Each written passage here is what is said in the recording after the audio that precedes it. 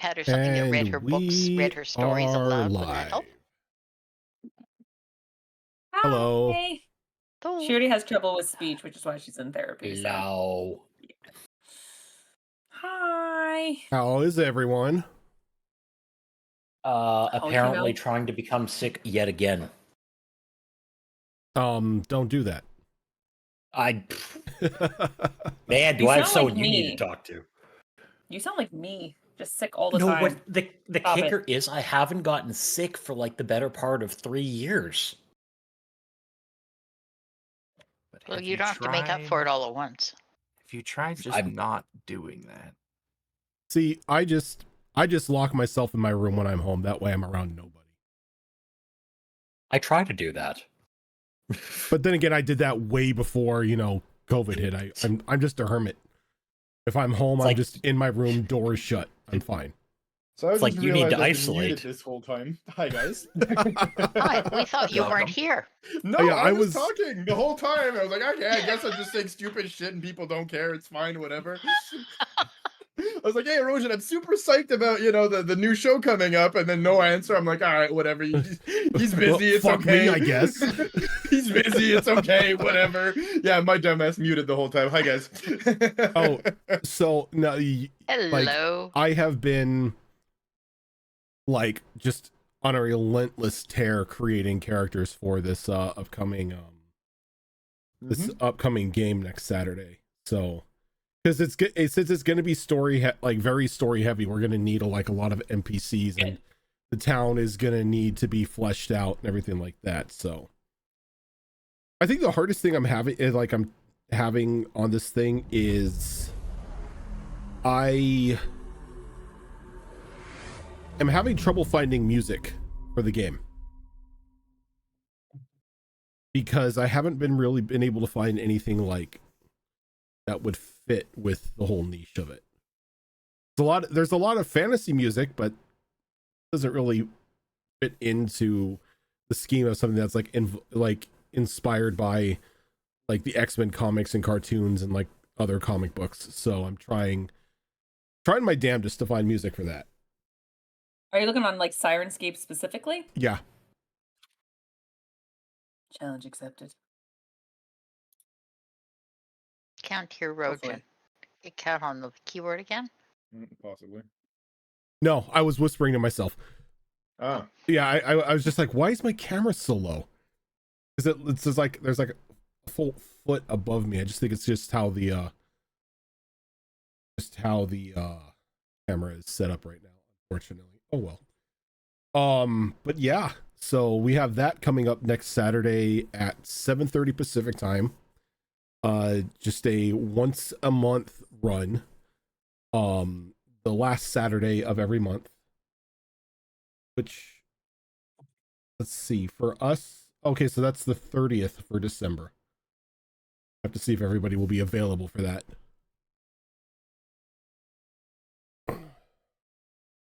But yeah, so for this game, about a lot of drama happened last week. By the way, if I cut out or if I sound a little low, let me know. I've been noticing on the VODs that my voice is cutting in and out.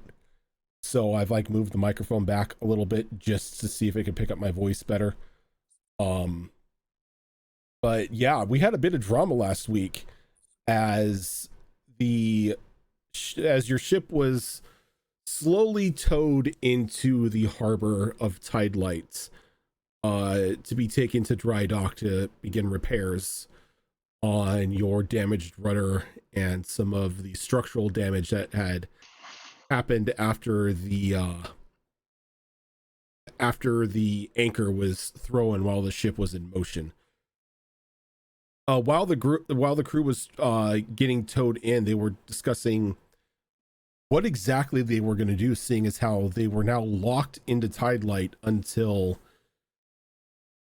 the basic assassination of Pearl's grandfather was carried out. The devil that has basically has you under his employ showed up, lets you know that as long as Pearl's grandfather was alive, you were not able to leave Tidelight. Anybody who was under this contract who attempted to leave before the task was done would die. There is a bit of snippy back and forth between the crew and Mel, at which, after he departed, the crew decided that they were going to resign, not really having the best feelings that Jenka essentially, and as no fault of her own, signed them into this contract with this devil. Apparently, no one has any memory of it when half the crew was there witnessing it. So, Everybody's just like hashtag blame Jenka. I was like, y'all were there. What the fuck? So you all signed your own resignations. You put them underneath the door of the the captain's quarters, and you made your way out into Tidelight. After a short discussion amongst the group, you found yourselves back at the Wyvern's Bounty, and you had gotten a priest of Coateal to undo the petrification on a certain garden gnome that you had stuffed away in the bag of holding. With him freed, you found out more information about Pearl's grandfather. Apparently he was a backstabbing bastard who doomed an entire ship to keep silent the location of a certain druid that seemingly had information about what was going on. Before too much can be learned, though, Pearl's grandfather showed up at the tavern, getting into a verbal altercation with Bryant. Sorry, I almost called him Bryce. Bryant, demanding to know where his granddaughter was, as his agents had tailed them to this tavern. The group decided to try to escape out the top window of the suite, trying to make their way away from the tavern to put distance between themselves and her grandfather. And what happened is it led into a chase. Shara stayed behind as she was acting as one of the maids for the tavern, and had a bit of an altercation with I keep on saying her grandfather. I keep forgetting what his name is. Redding Goldspar. Redding Goldspar. So got into an altercation with Grandpa Goldspar, and he ended up teleporting her pretty much onto the other side of the city into a alleyway where she ran into Pym, who, after hearing the group was in trouble, transformed into his ogre shape, climbed up to the top of one of the roofs of the buildings around the area, and began leaping across them, making his way across Tidelight to where the rest of the group was. After a bit of a chase, Redding and his bodyguards caught up to Pearl and Echo, and there was more of a spat between Pearl and her grandfather when he caught wind that Pearl knew about a certain deal that he made with a certain someone. Not liking what he heard and almost turning like a ghostly white hearing this, he motioned to his two bodyguards, telling them to take care of them as he vanished from sight.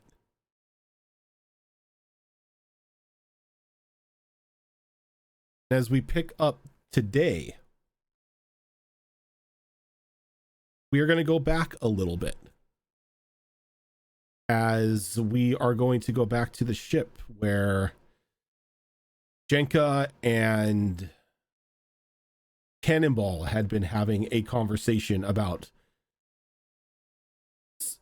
recent ongoings and their ties specifically to Cannonball's past.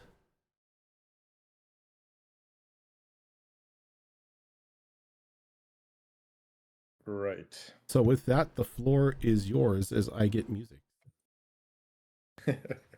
Got to set up that ambiance. I Right? have way too many tabs here for Sirenscape. It is a mess. I love it. Oh boy. All right, hun. Do you want to get that started then? I mean, Were we already in your quarters, or were you? Did you? Were you summoning Cannonball there when we last left? It has you're been a few already in the weeks. quarters. Yeah. No, Okay. Okay. she basically kicked you awake, saying, "What the fuck?" Right. Right. So you're in Cannonball's quarters then, right? No, they are in. You two are currently in the captain's We moved. quarters. Ah. I don't know what's going on with my camera, but hopefully it gets fixed. Sorry, memory is a very short-term affair in my case. It's been a long set of weeks. Okay, good.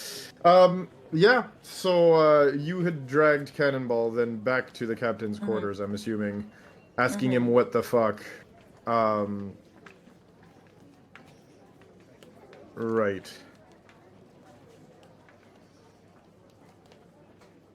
How many people have you offered your soul to? In all technicality, matey, I've offered my soul to no one.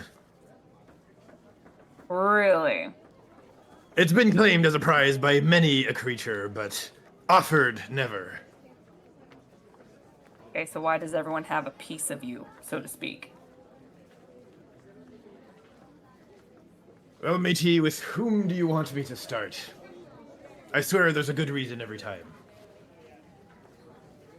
Every time. Every single time, matey.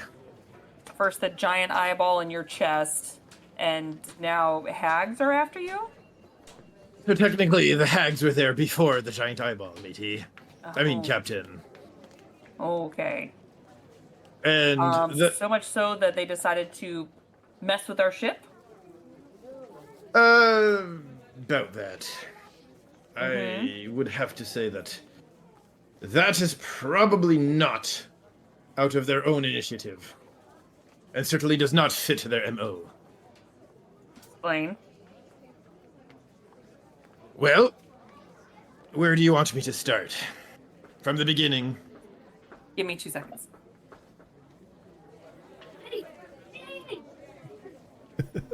From Baby the beginning jailbreak. is. Baby jailbreak. Right. Mom's distracted. Time to get up. Right. Well, considering she be distracted, this is the time I make mine escape. Cannonball just walks out the room. Get your ass back here, Cannonball! Damn it! She's on to me. I was like, I hear sounds, but she's not moving in her bed. Looks over, sees a head peeking out, and I'm like, you little stinker. Okay. Clever girl. My little rogue. Okay, sorry. Start from the beginning then, whenever this all started to happen. Because it sounds like they're just passing your soul around like it's a slot machine. Whoever they are. Well, then I guess it's nice to know me soul has some degree of value to them. He laughs a little bit. Well then, if you want me to start from the beginning, Captain, it's not too hard to do. Sure.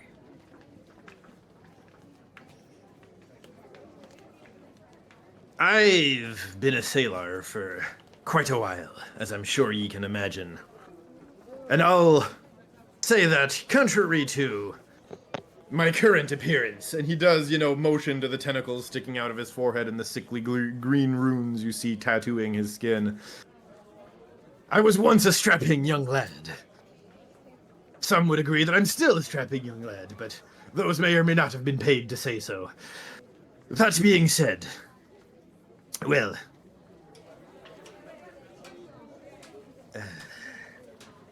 and you can see he's not enjoying having to open up about this. Like there's definitely a lot of I don't want to say that he's trying to withhold information, but it's like going to the dentist and being told teeth are going to have to be pulled out and you can't go home until they're out. you know, the usual, you're stuck in front of the teacher trying to explain an embarrassing story and you don't feel like it. Yeah, he'll continue his story, again, still hesitatingly, and then just simply add up.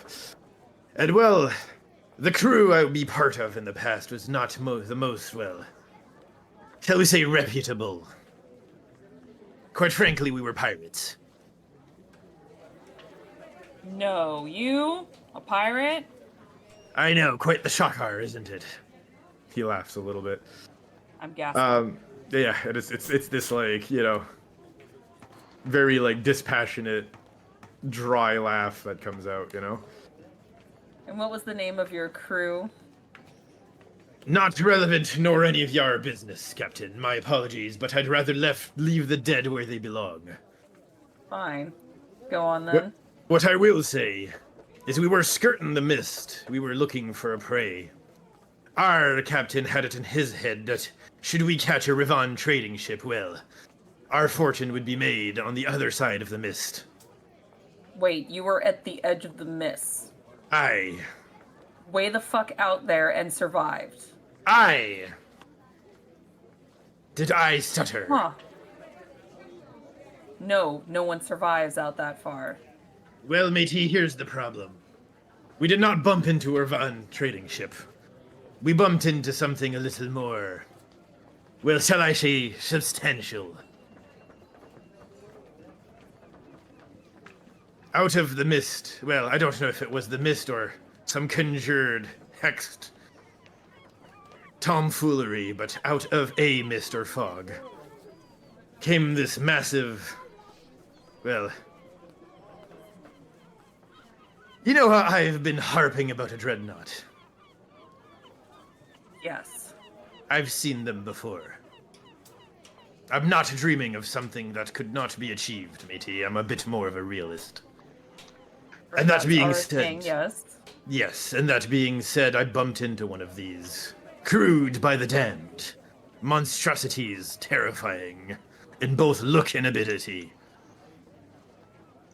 Needless to say, we were sunk. But as we went down, I saw her, peering over the edge. Peering over the edge of the ship. And, well, it was a visage unlike any I've ever seen, matey. And what was it? 'Twas one of them hags I so passionately love to hate. Were you near the Crone's Cauldron? Matey, my job was tending to the guns, not the maps or the wheel. I had no idea where I was. The one thing I can tell ye is I had a gun primed to fire. The wick burning quickly and, well, concourse of circumstance, I bet. That horrid face peered above the edge right as the gun went off, and, well, so did its head. Okay, so you killed a hag, and now what? The whole coven wants to hunt you down for revenge? Well, matey, it's a little more complex. The ship sunk. And like any man about to die, all I could think about was, well,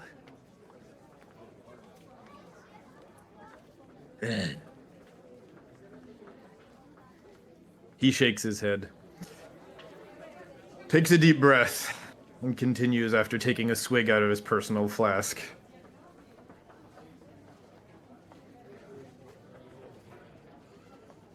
Well, matey, all I could think of was going home.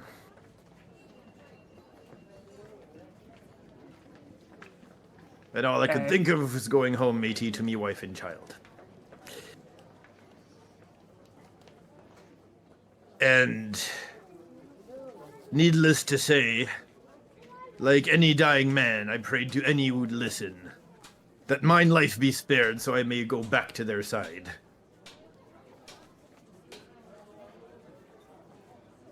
And clearly something must have heard, because I awoke, disfigured as ye can see.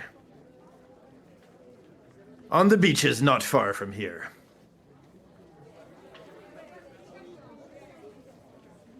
Problem following that is I dragged myself back to my family home and found it empty.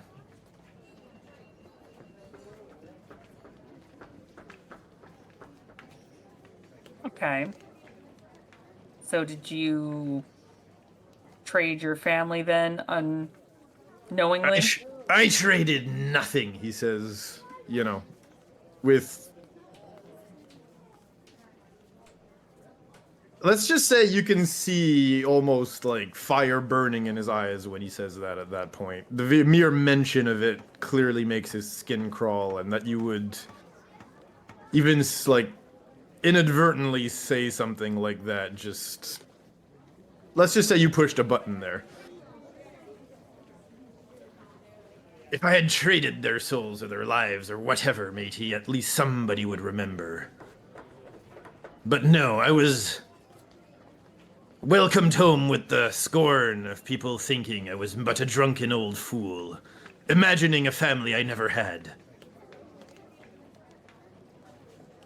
And the only dreams I've been left with since, matey, were that of the hags. They don't want to kill me, matey. They want me to take the place of the one I killed. And I refuse. Wait, they want to make you a captain of their hag ship? They want me to become a hag, matey. And no, I don't know how that works, and I don't want to know. I mean, it's kind of starting off like this.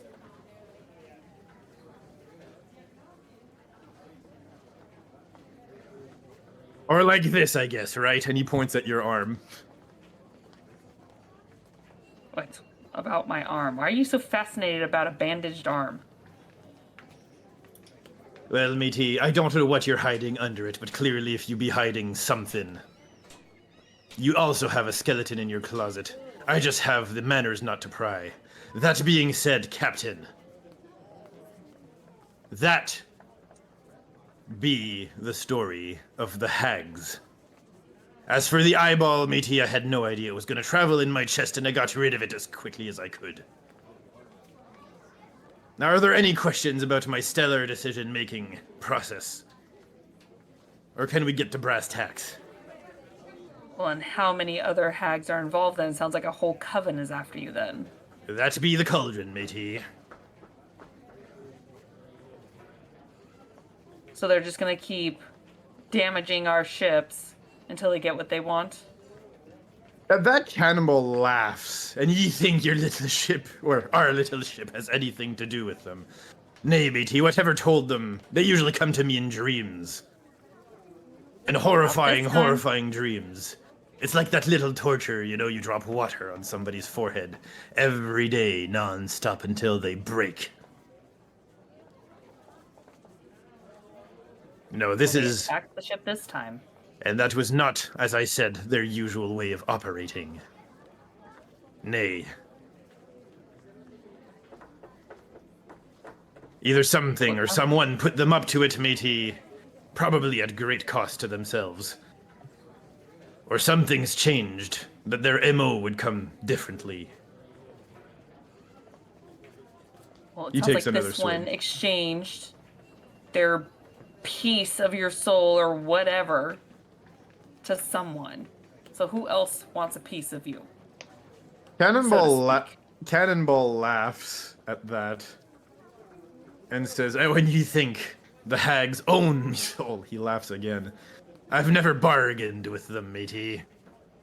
The prayer I made could have been heard by all Hydra for all I care. I don't know who holds me family's existence hostage. Hags, all Hydra, who knows?" So you're just gonna keep running until what, you die? Cannonball smiles. "Do I look like a runner to you?" So what have you been doing to stop this? He laughs again. "Oh, nothing more than obtain a dreadnought capable of rivaling their power, giving me some form of capacity to stroll in and kill the rest of them. Where's And this unlike a dreadnought? lot of people on this ship, I've made progress towards that. Where's that dreadnought? I don't know, but I can tell you it exists. And it be waiting for me. Some manifested dreadnought. Aye, he says. And you can see that, you know, while you probably don't believe him, he believes it, like, he believes that it's there somewhere, and he's got this, like, ironclad belief that it's out there somewhere. What makes you think this dreadnought is powerful enough against theirs? Well, not yet, but let's put it this way, matey. If I can get that young pyro to mount that coastal defense gun on it, there ain't no ship in the Tricorns that'll have the range to fight us. Mm-hmm. Not even their blasted, cursed ships.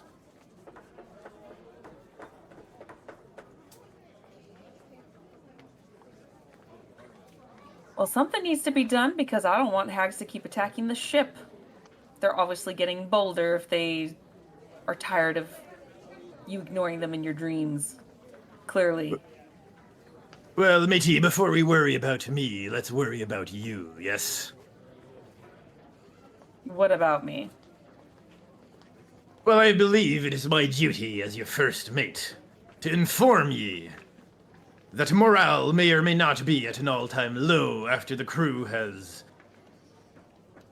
well, for lack of better terminology, figured out your dalliance with the devils. Half of them were there. It was not even a secret. I'm not referring to the secrecy of the fact, matey.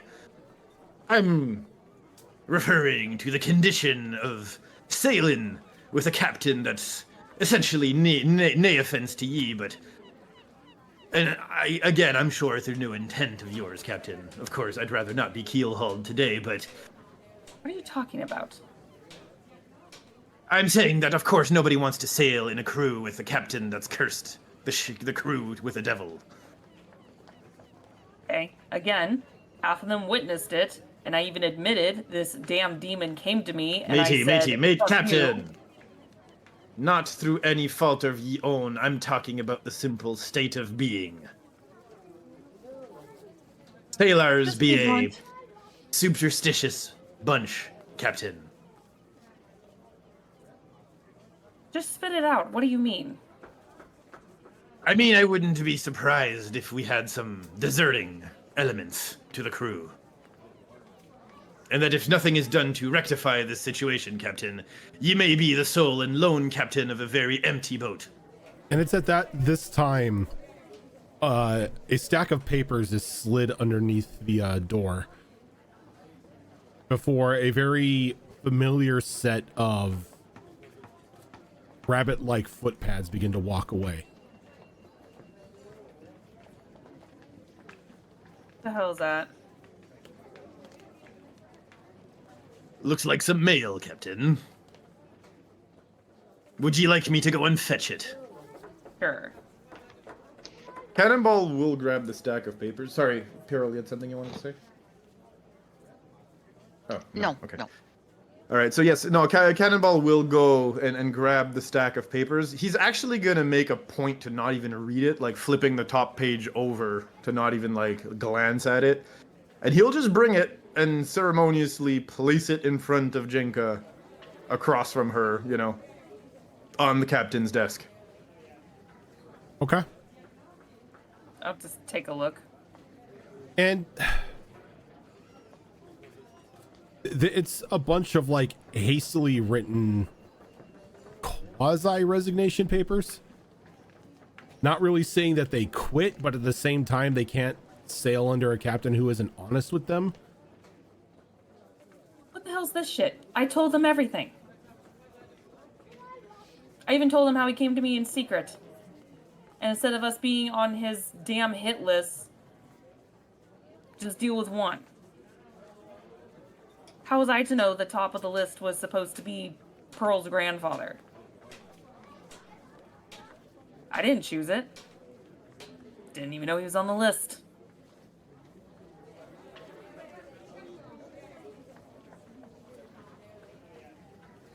Cannonball at this point is looking at her silently and isn't saying anything, as she has not asked a question of him yet. She asks what the hell it is, but the papers are self-explanatory, and he assumes the question to be rhetorical at this point. So what, they just think that this could all just go away? It's a deal with the demon. You can't Devil. kill a demon. Doesn't Devil matter. monkey. Doesn't matter. You can't kill them. You can. They just go back to wherever the fuck they came from in Hells. Well, Captain, there be a few things you can do. While killing them, yes, it is As highly... the captain, I tried to rectify what happened because we got tricked. Apparently, it wasn't enough. As I said, Sorry, Captain, I tried to take responsibility. sailors, Clearly, you don't see it that way. sailors be a superstitious bunch, Captain, as I said.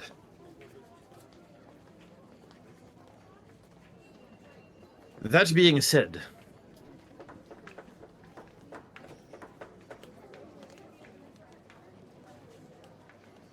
may I ask ye a few details about said deal you've made? Okay. As there be a few things necessary for a deal with the devil to stand. What was the promised reward for us appropriately carrying out said duty?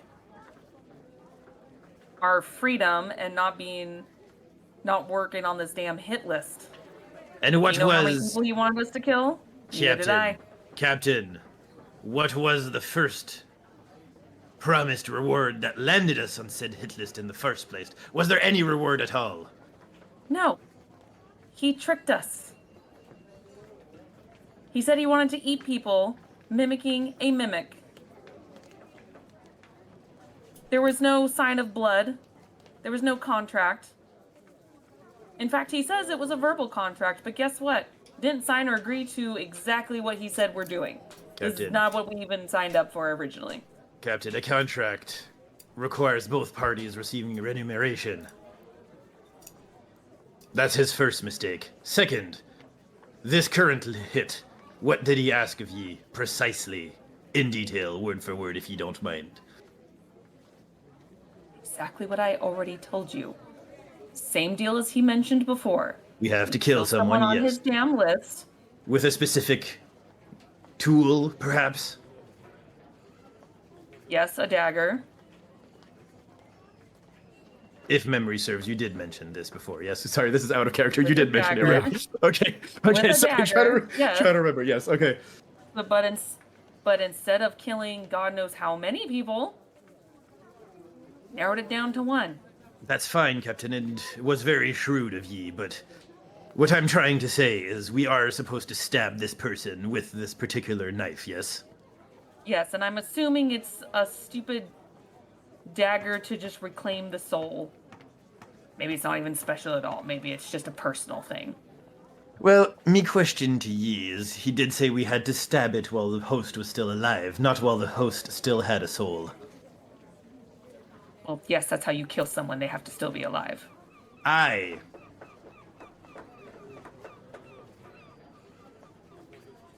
Well, me question to ye, matey, is if we find a way to seal away that target's soul and then stab its still living body with the knife, ye would fulfill the conditions of the contract without giving the devil a soul, giving us a bargaining chip. Technically, yes, because he didn't ask for a soul. He Aye. just asked to be stabbed. Aye. That's not my business, and a detail he left out. And a very important one at that, as I'm sure he himself, as he mentioned, is but a middleman for a higher power. That higher power, matey, is who we need to bargain with, not the middleman. I am not bargaining with any more demons. I'm already livid that I got tricked by one. And you think he'll let you go? Cute.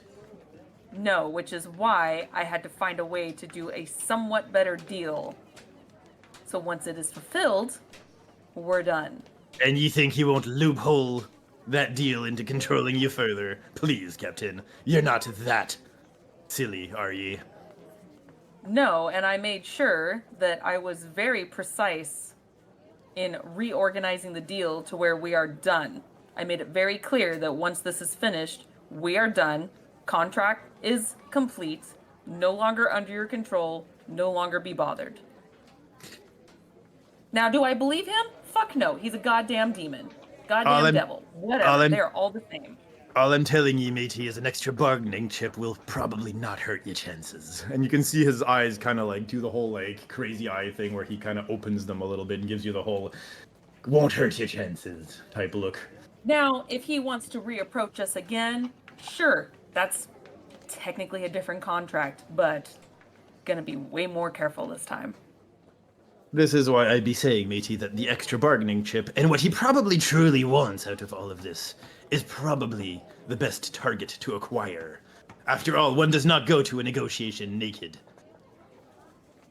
Okay. I am all for this soul-sucking, put-it-in-a-bottle kind of situation. Do you have any idea how we can do that? I might have an idea or two. And he'll give you this toothy grin. Because again, we don't even know if he deserves what's coming to him. So if we can do some investigating, that would be great. Because who knows if everyone else apparently is even going to help anymore. Well, Captain, first of all, I don't think the crew is as desertion inclined as these paper may or may not lead us to believe. Second... Oh no, they made it very well known to me. And this is why I don't like traveling with people.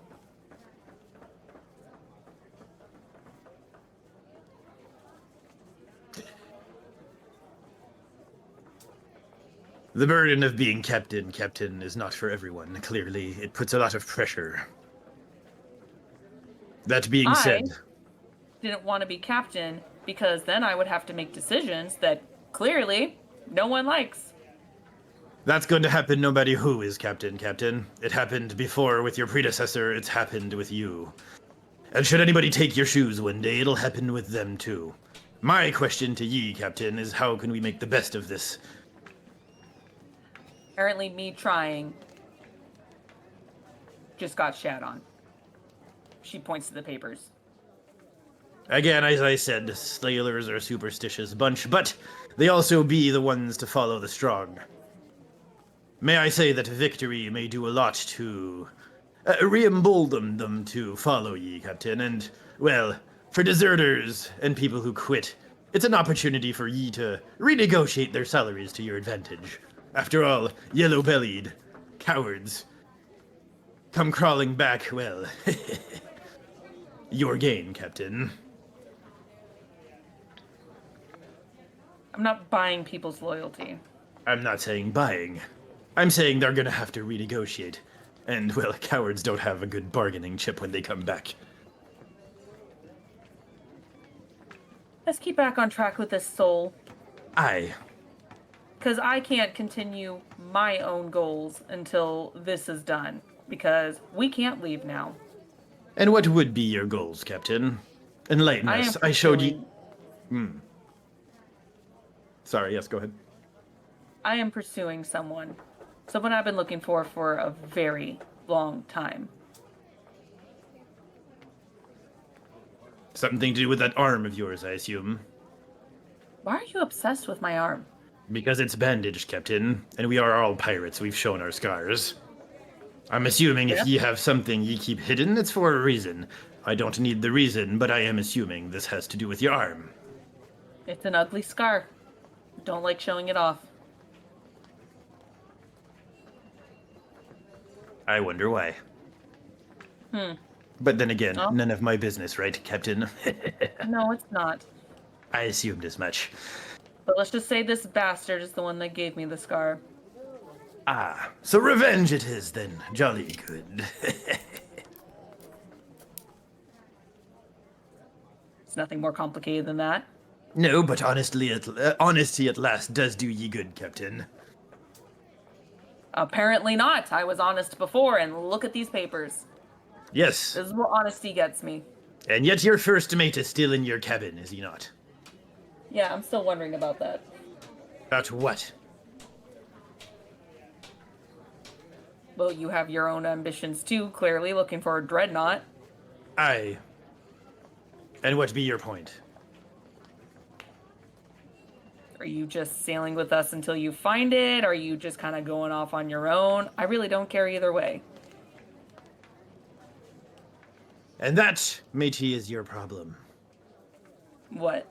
You don't care either way, he says, giving you again the crazy eyes. I try not to.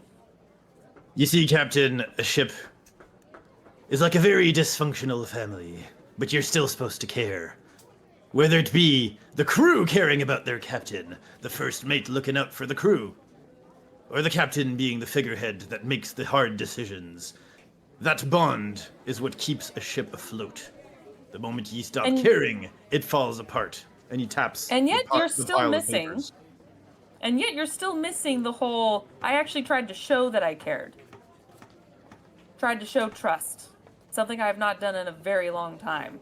Really, Captain, when's the last time you had a drink with the crew? And laughed, and had a good time, and danced, and been social? Yeah, I don't do any of that. And that, once again, Captain, means you don't show you care. Still showed enough to care about the deal, about how I don't just want to kill someone in cold blood without details. Captain, we be pirates, we kill all the time. That has nothing to do with a crew being bonded. Doesn't mean everyone else is a pirate. Which, unfortunately, is really depressing.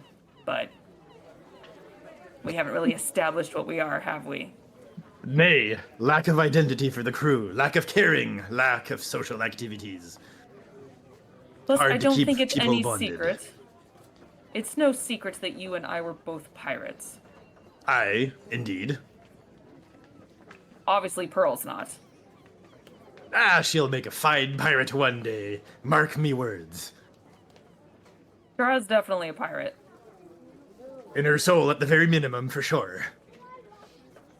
Well, she acts like one, let's put it that way. Echo, I don't know. She's too new. Mirror can be. Not you, Echo! Shut up. This is gonna kill me every single time I say her name. My stupid Echo is going to. It's gonna respond. I hear her going, sorry, I don't understand that command. Oh no. Every time. Good times, good times.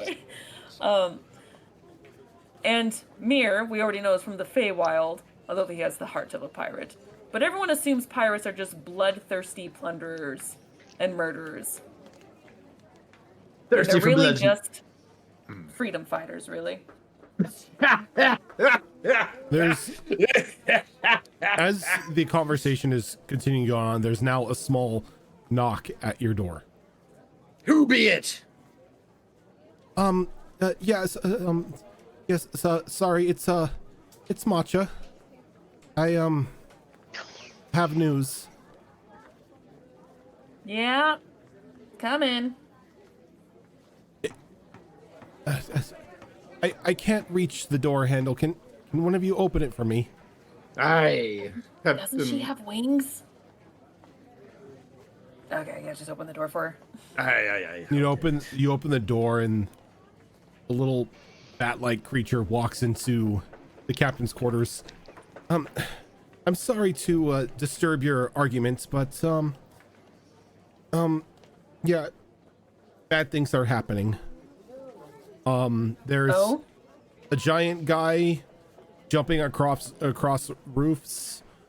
Shara's riding on the back of a cart, like not like in the back of the cart, but right. holding onto the back of a cart as it's going down the streets. Yeah, that sounds about right. Okay. Pearl and a frog, no, Echo and a frog are running from a bunch of from a short guy and 2 tall guys, and Muir is jumping Very across descriptive. the roofs too. I thought I'd let you know. Like pursuing? Yeah, big- going after Echo and the frog. Okay, Well- what does this big thing look like jumping on roofs? He's the little guy on your ship that when he cuts his arm, he gets big and yells at people. Oh, Oh, him. yeah. Yeah, no, that's a thing that we've witnessed once or twice. Yeah, okay. No, that's a friendly. Okay. So who's the short guy and the 2 tall guys? I don't know. I didn't get too close to ask, but they seem to be intent on chasing Echo down.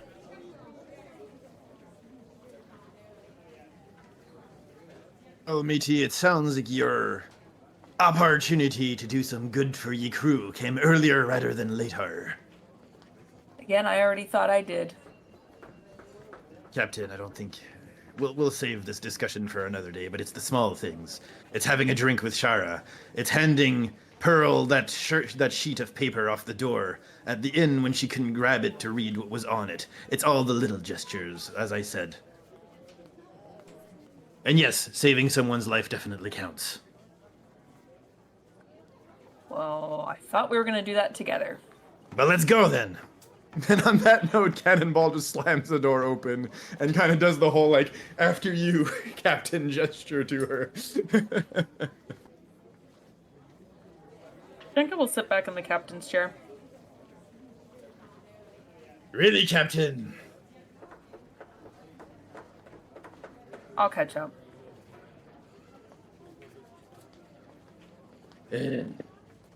Well, I tried. With a huff, he will hobble out of the room, delicately closing the door behind him. Okay. When every fiber of his being clearly wants to slam it. He'll look at the little bat provided, the bat fake, followed with... Is she still in the room, or did she She's fall gone. back out? Completely gone. Oh. You don't know where she went. Well, he's gonna most probably at this point just hobble out to the mast, climb the rigging, and see if he can see anything from the crow's nest, just to have a general heading of where As he you should do, go. you could most definitely see a very large Pim leaping across roof to roof to roof in his ogre form, seemingly making his way towards the Wyvern's bounty. How far would you say they are from the ship right now, give or take? The only reason you can make Pim out is because you know what he looks like. Mm-hmm.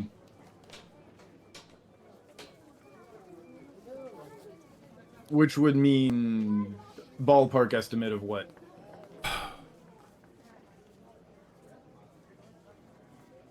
From where you're at, he's probably he's probably like more towards the middle of the city.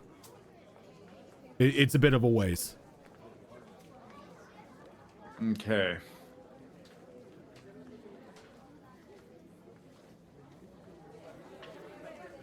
And then you see Shara going down the street, like just like holding on to the back of a cart. Which I believe, Shara, you were making your way to the guard tower, right? I was, yep. Yep. And you could see that she gets about 50 feet or so away from the guard barracks before releasing from the cart and beginning to like head into the barracks itself.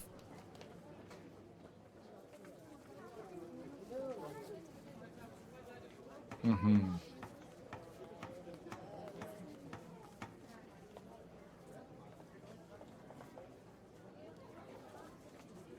So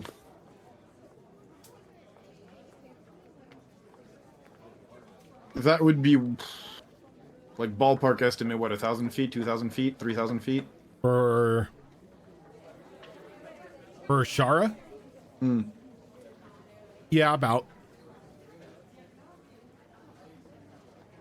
Okay.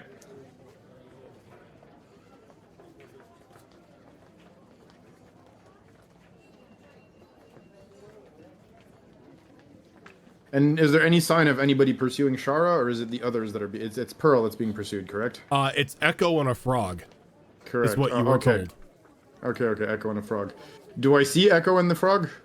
Not from where you're at. No, they are a bit of Not a ways from- away from the dock that the ship is in right now. The ship is Gotcha. technically being ready for dry dock. Got you. So I'm just trying to visualize the city's landscape right now to have an idea of what Cannonball's gonna do.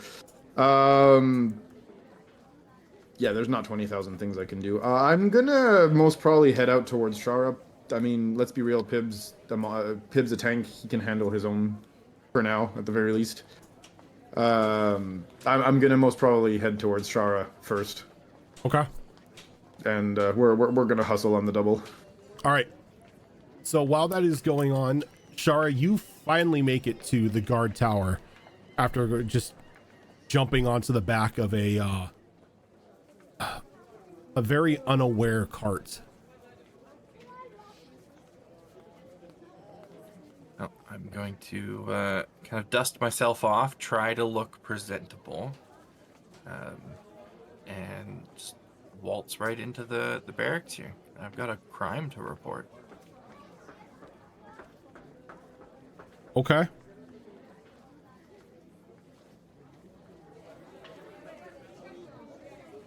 Let's see here. Yeah. So you walk in and you pretty much come like almost run in to Lieutenant Commander Briggs, who sort of was walking out of the barracks as you were walking, and he kind of stops himself like just short of inches of bumping into you.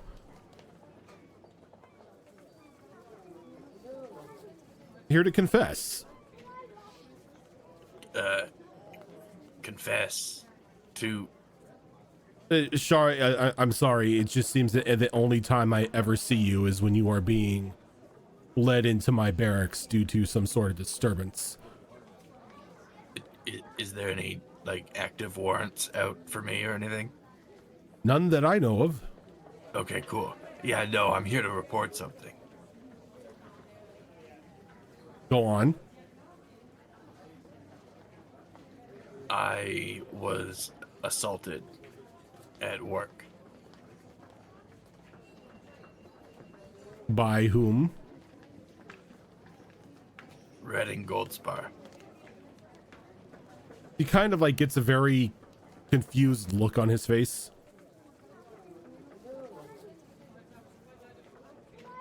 Redding Goldspar assaulted you. Yep, he did. Go into detail, please.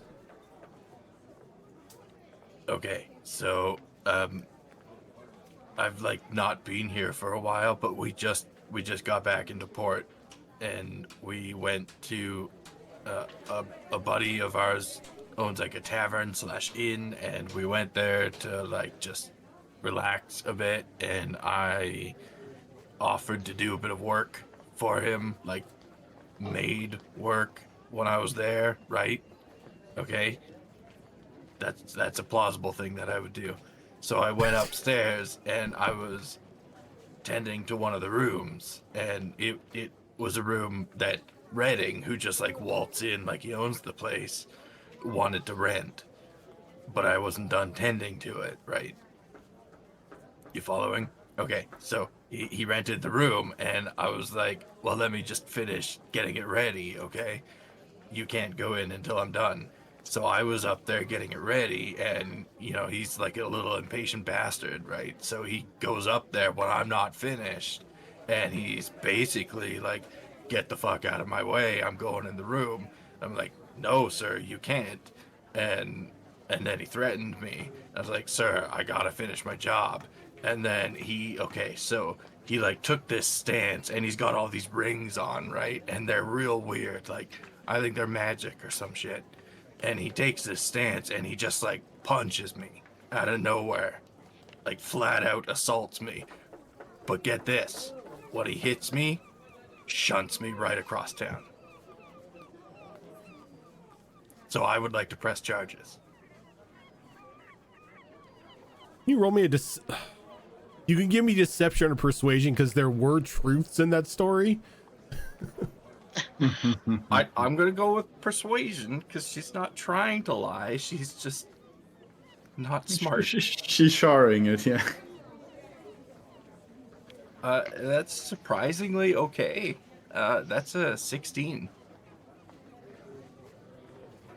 So you're telling me that you took up a job as a maid in a tavern, Part-time. Redding Goldspar, for whatever reason, showed up at the tavern wanting a room. Yeah, and he wanted the nicest room, which was the one I was prepping.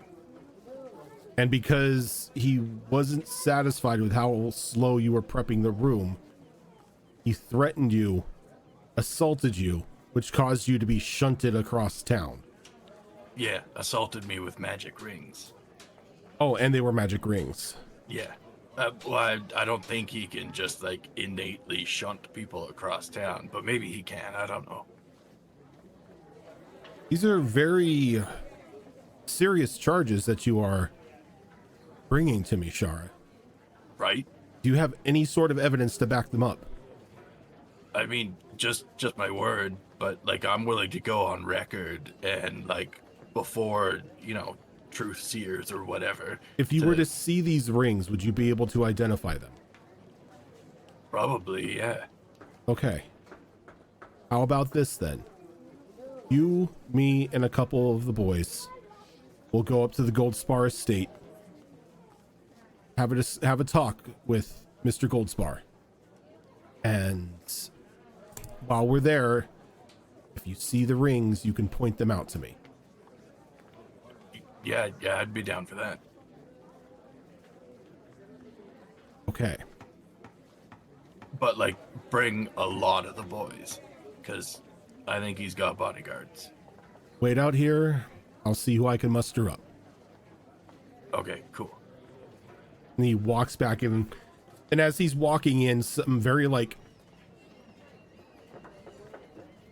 I won't say heavy, but quickly paced footfalls begin to approach you from behind. As Cannonball, you, with your sprinting and everything, are able to make it to Shara before she'd leave the station. So she's leaving with the guards, correct? Not just yet. The Lieutenant Commander Briggs went back into the barracks to get some other guards to accompany them. So it's just Shara outside the barracks at the moment. Yeah, Cannonball will come in running, hobbling as best as he can, considering, and he'll definitely, you know, hobble up to Shara, panting. Shara, whatever ye did, don't admit to nothing. Oh, hey, Bill, what's up? Yeah, no, I'm, like, not on the wrong side of this for once. Don't admit to nothing. Well, except for, like, the truth, because it's on my side again for once. It's kind of weird, like, being here not in cuffs. What happened? Oh, I was assaulted. By a rich Shara, prick. it's ye. Anything that assaults ye ends up, well, chewed up, spit up, or drowned in the bay. What happened? Oh, I was ready to, like, drive my axe right through his head after he punched me, but I couldn't because I didn't have my axe, and also I was suddenly in an alley on the other side of town. So let me get this right. This whatever punched ye, and that sent you halfway across town. Yeah. It was real weird. And who might that be? Oh, who punched me? Aye. It was Redding Goldspar. You're gonna see Bill like blink multiple times, like almost like he's wondering if you have brain damage, and he's gonna flat out. That's just her regular brain. No, but it's more like. And pray tell, why were ye alone, facing what I assume is the target that this blasted you-know-what thrust upon our shoulders? Oh, I was buying time so everyone else could crawl out the window upstairs. And how did ye all end up in the same room as this thing? We were just, like, relaxing in the tavern, and then he showed up. In the room. The private room ye were relaxing in. Well, no, everyone was upstairs. Okay, so this is how it played out, right? We're upstairs, and then he waltzes in downstairs, and we're up there talking to each other, and we're like, hold on, do we hear a voice that's familiar? And then we like crept out of the room we were in, and we saw him downstairs, and we're like, oh shit, he knows we're here, we gotta go. And everyone else started to sneak back to the room, but I tripped over something and fell down the stairs and kind of did like a face plant right in front of him, right? So I had to then pretend that I was, not with everyone else. So I pretended to be a maid. Cannonball's gonna kind of like raise a hand at this point, like he got the gist of the situation, because we know how long the story can go on, and he's gonna definitely just kind of do the whole like okay, fine, I get it. All right, I get the idea. And why was he looking for y'all? Do you have any idea about that? Oh, he was looking for Pearl. At that, Cannonball looks somewhat concerned, as you can tell. He kind of frowns his eyebrows, and you can see his like forehead tentacles kind of knot each other up a little bit before relaxing. And he's gonna look at you and he's gonna say, all right, well, where's Pearl? Where's the rest of the crew? Oh, I have no idea. Yeah.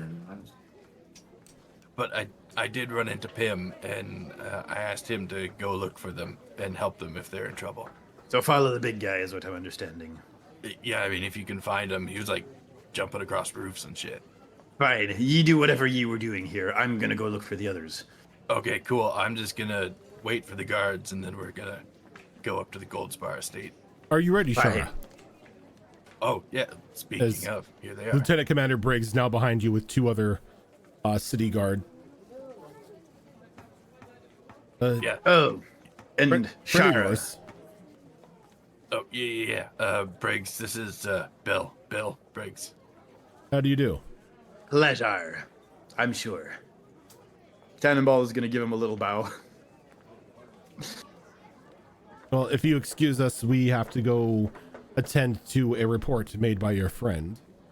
Aye, before you go, Shara, here. Cannonball is gonna grab like a dagger out of his belt and cut off a lock of hair of his, kind of knot it, and just kind of give it to Shara and say, for good luck.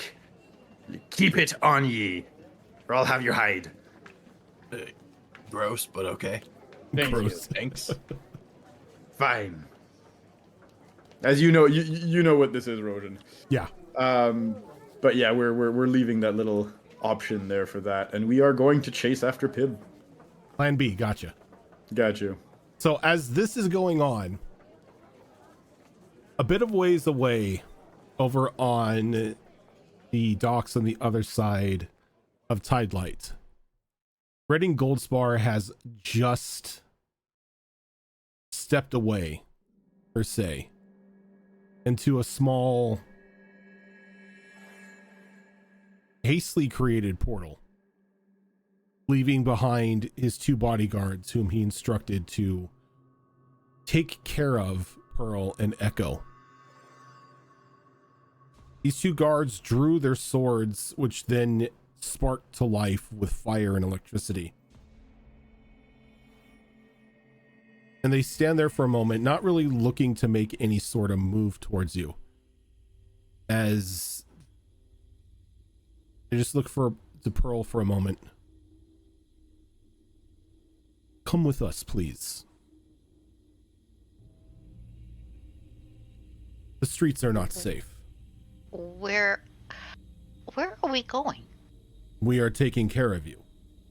We are taking you to shelter. Where? We cannot discuss it here. Why not? Loose ears. Whose? Kind of like looks around to like the various people walking about. You are in danger. We have been instructed to take care of you. You know, I didn't feel nearly like I was in so much danger when I was on the ship as I do right now. That is inconsequential to our orders. Please do not resist. You are being rescued. Rescued from what? We do not know. We were told to take care of you. And what of my friend? They will be taken care of as well.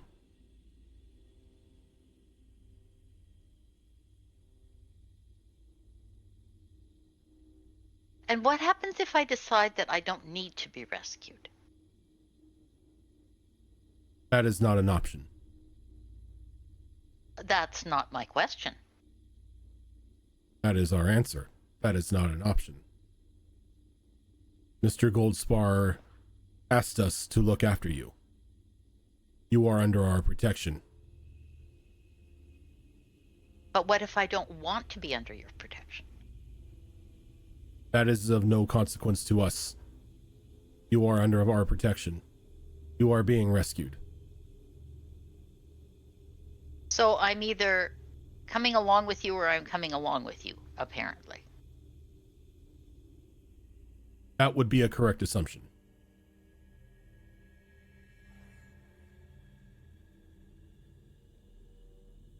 You know, you don't... You seem... Pearl wants to do an insight check. This Sure. just is just totally... Nothing's ringing right here for her.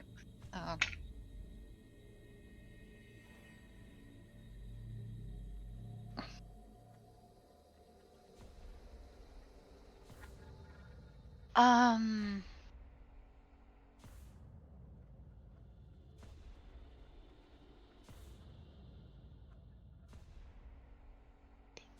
23. It's very hard to detect any sort of emotion in this person's voice. It sounds almost as if they were just made to say these things. Like they were crafted. You don't sense any sort of emotion or tone change as you're having a conversation with them, though there doesn't seem to be any ill intent that you can discern from them.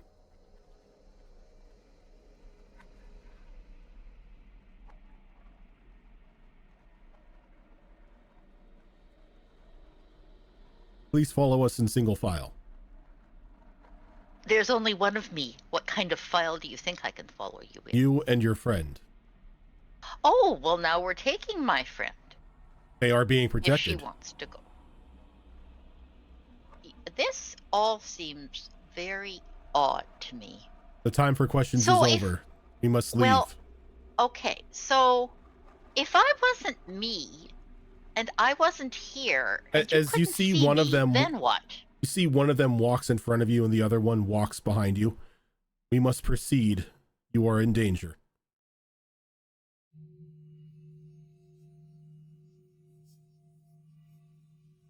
Okay, and does my friend have to come or can she stay? This Your other friend person must here. Your friend must come. They are being protected. Okay, I look to Echo. Echo, what do you want to do? Echo's not here, so we're not really going to give Echo a choice. Oh, okay, because I thought that Zoro was going Drugs and to- comply. I'm here if I need to fight as her. Oh, okay, all right. Normally, okay. if somebody's not around to play their character, they get okay. put in the meat locker. Okay, alrighty. Mel was the exception because Yeah. baby reasons. Okay. Please do not run. Please do not change into an animal. Oh, You are being protected. would a perception would a perception check tell me how powerful they are? Like how much damage they could do to me if I don't comply? A perception check would give you an idea of maybe their physical prowess, Yeah. like Let's- what they're carrying and what the. their body structure seems to be like, but it won't necessarily tell you how much damage they can do to you. Okay, well, I mean, it'll give me a little better knowledge, perhaps, and we'll take that. So that is, oh, that's also not a bad roll.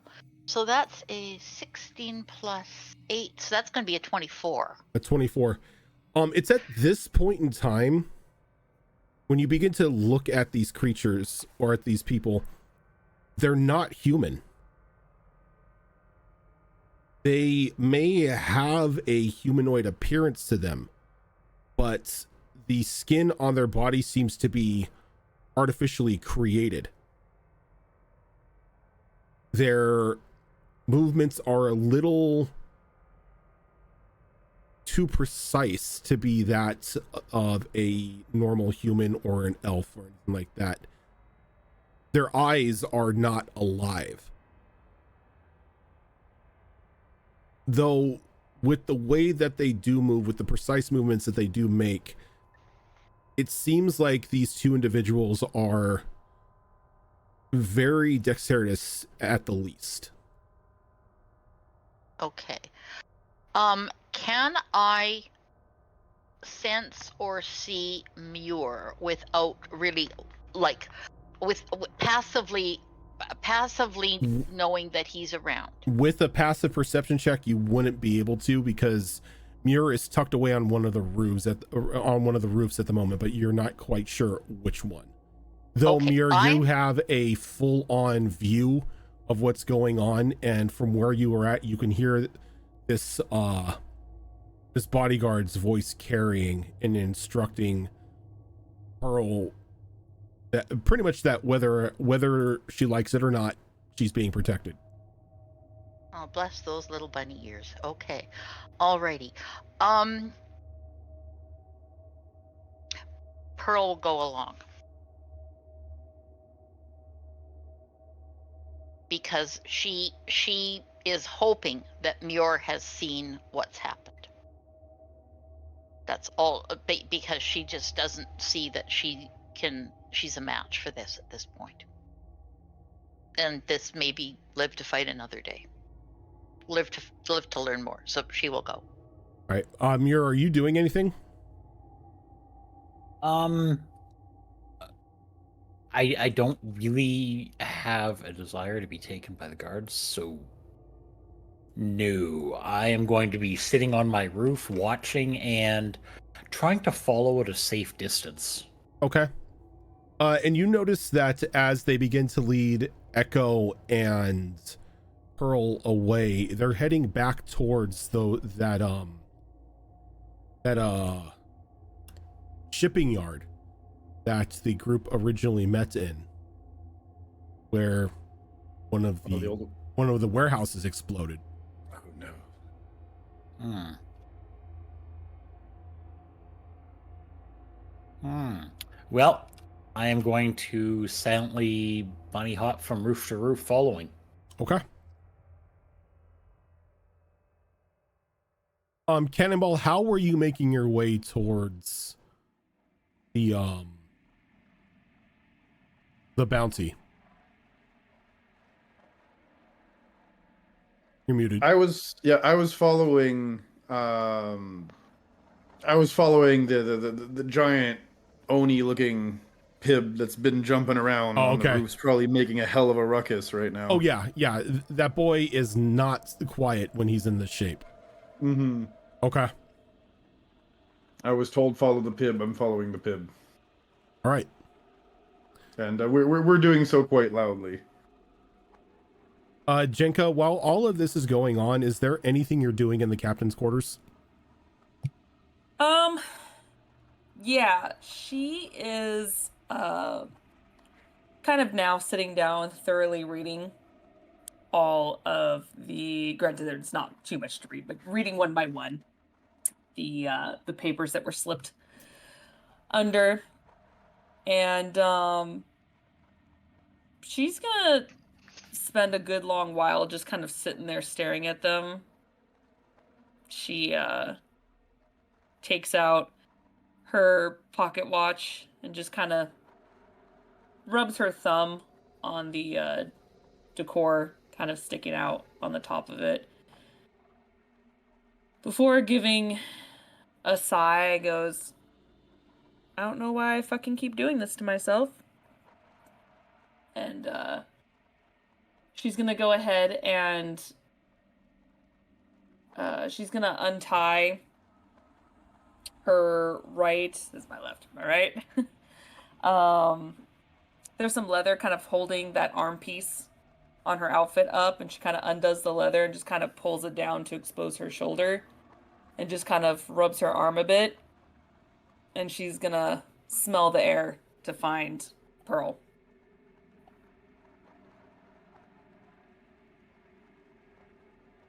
Evie may have sat on your mixer because you are muted now. Okay, that's creepy. Evie didn't sit on my mixer. My mixer just muted itself. It knows better. Ghost is Oh fucking with my. me tonight. Oh my.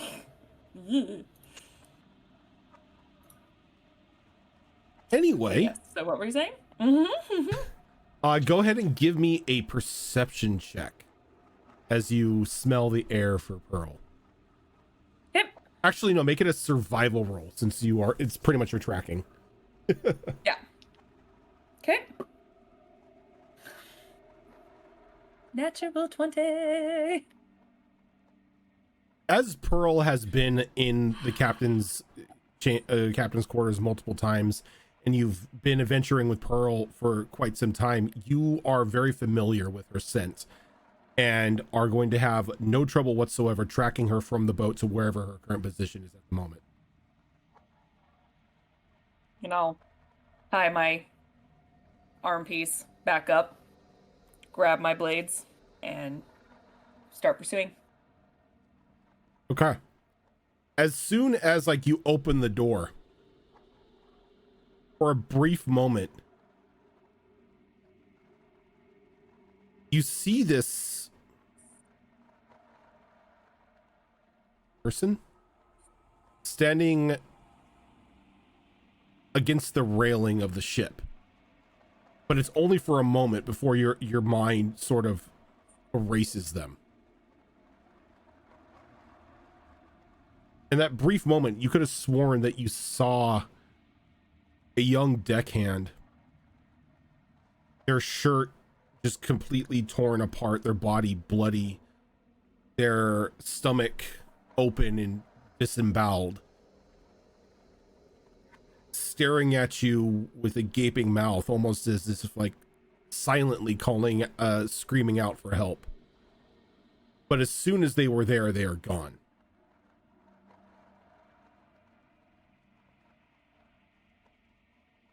She kind of breathes deep And as you for hear, a moment. as you see that, you then hear just a couple ticks of your pocket watch.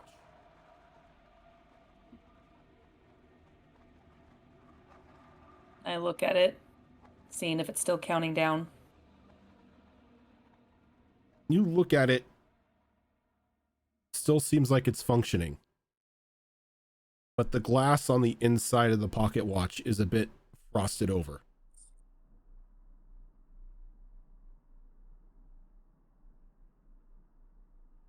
Fuck, I have to find the others. Okay. She's gonna try to... She's having a small moment of PTSD before she just takes a few deep breaths, holds the pocket watch tight, and then just tries to get back the scent and try to distract herself. And while you were briefly distracted, that scent is still there. Okay. And then keep going, trying to not see what she just saw.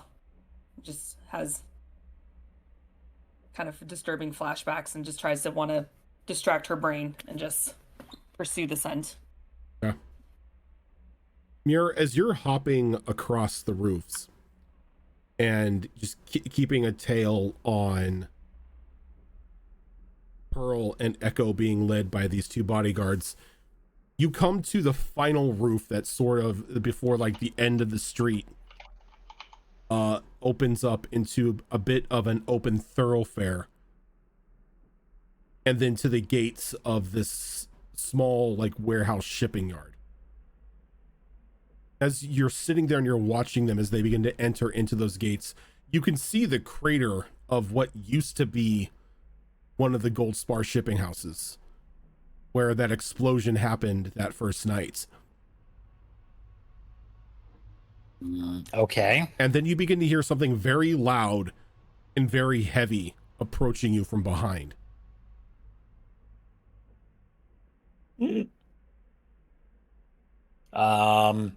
Spin to see what it is and get ready to absolutely run. Okay. As you spin around and to get a glimpse, him just lands like a good foot in front of you on this roof. Giant warhammer in his hand. He used to say to Fuzzy Faye, what do you...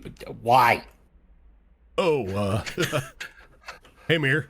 Chara said people were in trouble, sent me to help. Who we smashing? Minor hold on that. Pearl and Echo are in, well, there. And we need to rescue them, but we should wait for the rest. Well, there's only two of them. We could take them. Goldspar's in there. Most likely. Okay, there's three of them. Between you and me, we can take care of them. He threw Shara through. Oh, well, yeah. I saw Shara, and she told me that she got shunted across the town, and really want to meet somebody who can shunt people like that, so I can smash them. We still should wait. But I'm all dolled up. Come on. I know smash is fun, but we need to wait. But what if they get killed while we wait? I mean, they're right there. Then I'll take responsibility for that. I don't think Goldspar has any interest in killing Pearl.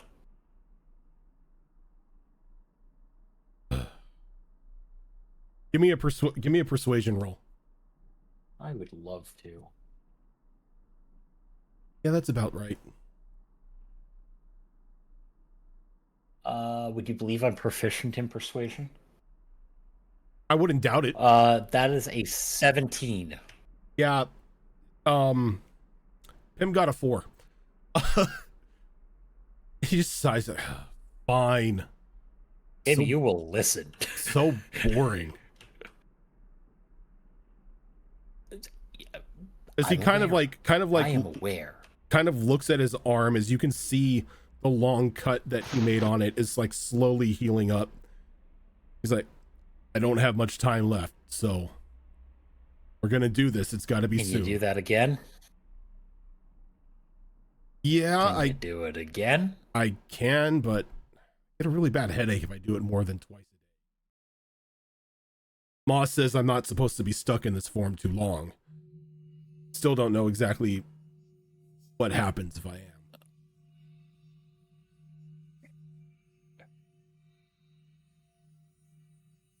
Well, we might find out whether we want to or not. Always have been curious. But all right, you've got rank here. We go when you say. And he kind of just like sort of kneels down next to you, even though in his large frame, there's no way this boy can be stealth. I have a mission for you. Quickly then. What's that? You're faster than I am. Find Cannonball. I'm pretty sure he can see. And I look back at the dents across every rooftop. He sort of points back. Oh, Bill's like, I don't know, a block or so away from here. He was following me on foot, being really loud and swearing. I don't know what his deal was, but yeah, he's along the way. Hey, that tracks. As you Well, see we Cannonball wait. about like 5 minutes later, as Pearl and Echo are pulled into a adjacent warehouse next to the destroyed one, as the doors are shut behind them. Cannonball comes like running out of an alleyway into the open thoroughfare, no longer having any housing or anything to cover him. And at that, we're going to hop down to where Cannonball is. And following suit, Pim jumps right behind you. So, I'm assuming they both end up landing right in front or right next to Cannonball. Yeah. Mirror with a little more grace. Pim like that of a falling boulder. The rock falls, and for once, not everybody dies. I'll take it. Pim falls, everybody dies. Right. That being said, though, yeah, when you both land, Cannonball is gonna probably, let out one last expletive that would probably get us demonetized or canceled. And Yeah, let's not do that. Right. And as you both land, he'll definitely have a look at the two of you and say, you guys are there. All right, good. Where's Pearl? Where's the rest of the crew? Pearl and Echo are in that warehouse. That's points in that direction. With who? With what? With two, I'm guessing from the way they move, mechanical or construct guards.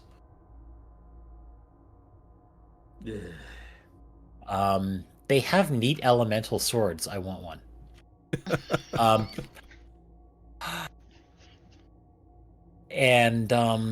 Where's Shara? She's with the guards. Okay, why? She's got them going after Goldspire. Who's in that warehouse? Oh, is that where he is? Him? Aye. Where were they heading? I believe the estate. Him, find them here, bring them here, now. Unnecessary. Goldspar or Shara? I mean, I could do both. I can do both. I can do one or the other. Which one do you want me to bring? Goldspar or Shara?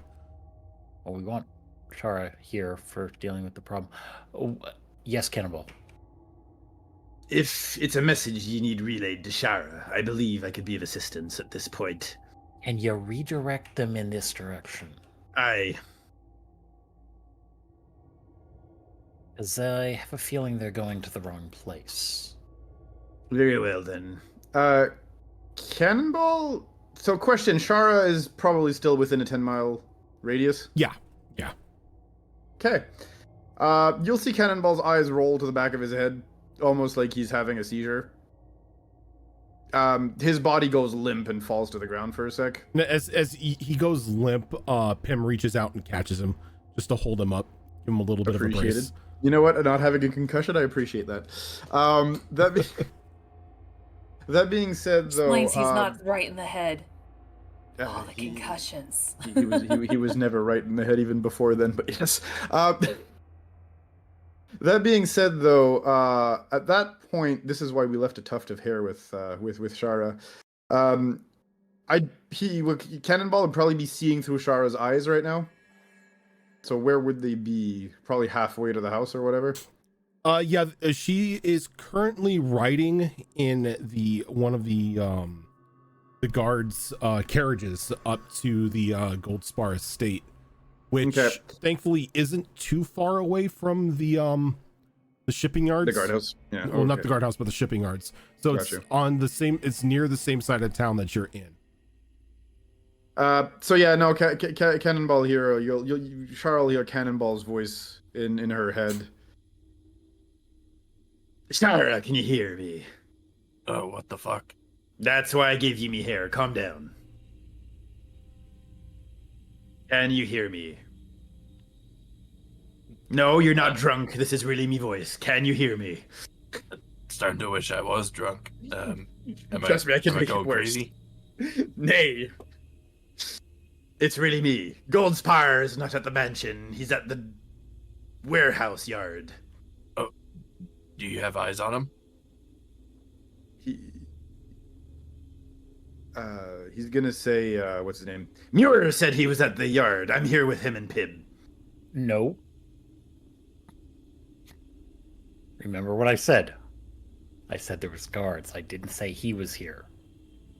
Well, you said to Could be, reroute him. should be. Oh, should be. Well, again. That's what Cannonball understood. Me, the player, sure. Cannonball, it was ambiguous enough that you said, bring him here, this is what Goldspar and the guards are. So fair. he's probably wrong. But me, the player, I know. He's probably off target. Cannonball does not know this. Cannonball is operating on the information he's got right now.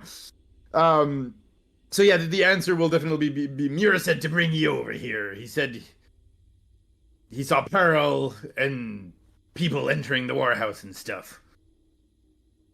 Oh, Pearl's there. Is she alive? Did she get away? For now. I think she'd be with Echo. Okay, so they're probably fine then. So Goldspar is at the warehouses then. Muir said bring the guards here. I'm just passing the message along, but I believe so. Maybe wrong. I haven't seen him anyway. Okay, well, I think we're almost at the estate anyway, so I think we should probably stick to procedure on this, because this is supposed to just be like a distraction anyway. So Well, fine. But I'm if he's gonna- not there, come back to the yards quickly. Yeah, I'll continue to the estate with the guards, and if he's not here, then I'll try and get the guards to then go to the warehouse district. And as you were talking, there is an audible cannon shot heard as the front of the cart is struck by something. And Cannonball, as you're still looking through Shara's eyes, you can see Shara taking a tumble out of the cart as it begins to like tumble down a hillside in the city. And you look up and you could see where, well, you can't because you're not looking through your own eyes at the moment. Mm-hmm. But you could tell that you could tell Shara's up on like an elevated part of the city. Mm-hmm. And Shara, you can see the direction that the cannonball or the cannon shot came from had to have been from the Goldspar estate.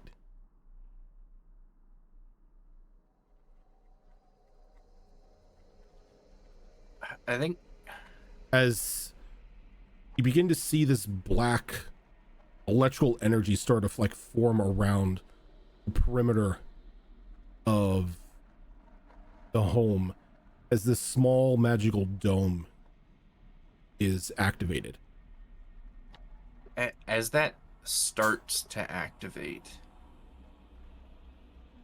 am I close enough that there may be a chance, no matter how small, that I could get inside the estate perimeter before that dome finishes forming?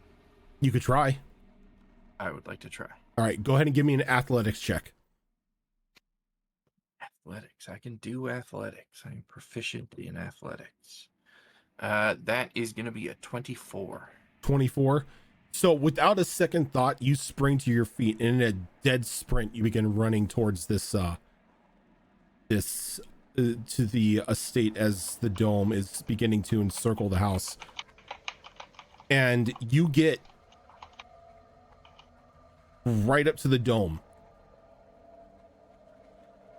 And you're able to force yourself through as you jump as it closes behind you. And you are now within the proximity of the magical barrier. Okay. And looking behind me in the direction that I came from, I guess A, are Briggs and his men alive? And B, if any of them are, did they see me go in that direction? You don't see From where you're at, you really can't see if Briggs and them are alive or functioning or even know where you're at. Okay. I have clearly made my choice in this scenario, so I will then kind of reach out again in my mind. Bill, are you there? Now, Hey, what's and up? as you say that, there is no connection between you and Cannonball anymore. Oh my. As Okay. Bill, as she jumps through that barrier, the connection is severed. All right. So I'm shunting back into my body. Yep. I love it. That one's gonna leave a hangover in the morning. Okay. I think at this point, Shara's dumb, but she's not so dumb that she doesn't recognize an extremely dangerous situation. So she's going to try to begin to make her way to the actual residence within the estate, but she's gonna try and be stealthy about it, stay out of line of sight of any guards that might be around. Whoever was at this cannon that fired in our direction, she doesn't want to be seen. Okay. Go and give me a stealth check. Hopefully I don't tumble down the stairs again. Okay, the dice are on your side, Shara. That's an 18. You're able to avoid the line of sight of the few cloaked guards that are walking along the upper floor balconies and across the rooftop battlements, able to make it to the front door of the estate without too much trouble. As you reach the door, there's a small chill that washes over you for just a moment, as on your belt in its now own scabbard is a very strange looking dagger.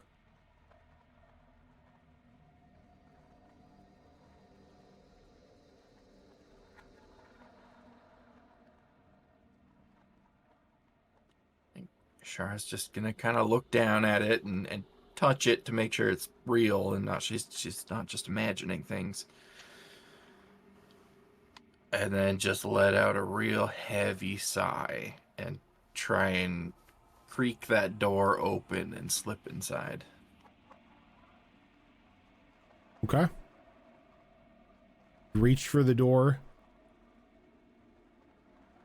Begin to try to turn the knob, and it feels like it's locked. Okay. Are there any windows on this front facade of the house that are at ground level? Either side of this large door are two like large and long stained glass panels. Stained glass, so I probably couldn't look inside through them then. Not very well, anyway.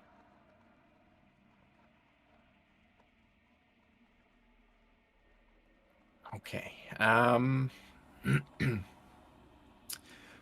Would I have been able... Oh, this is going to be a real stretch for Shara. She's so dumb. Would I have been able to make any sort of estimation of the layout of the inside of this house just from what I have seen from the outside? Would I be able to make a guess as to where a main office or something might be? Go ahead and give me an intelligence check with disadvantage. Oh dear, okay. Oh no. Well, with my -1, that'll be a grand total of 1. All you could think is damn, this is a big house. Damn, this is a big house. I guess we're gonna have to do this the barbarian way.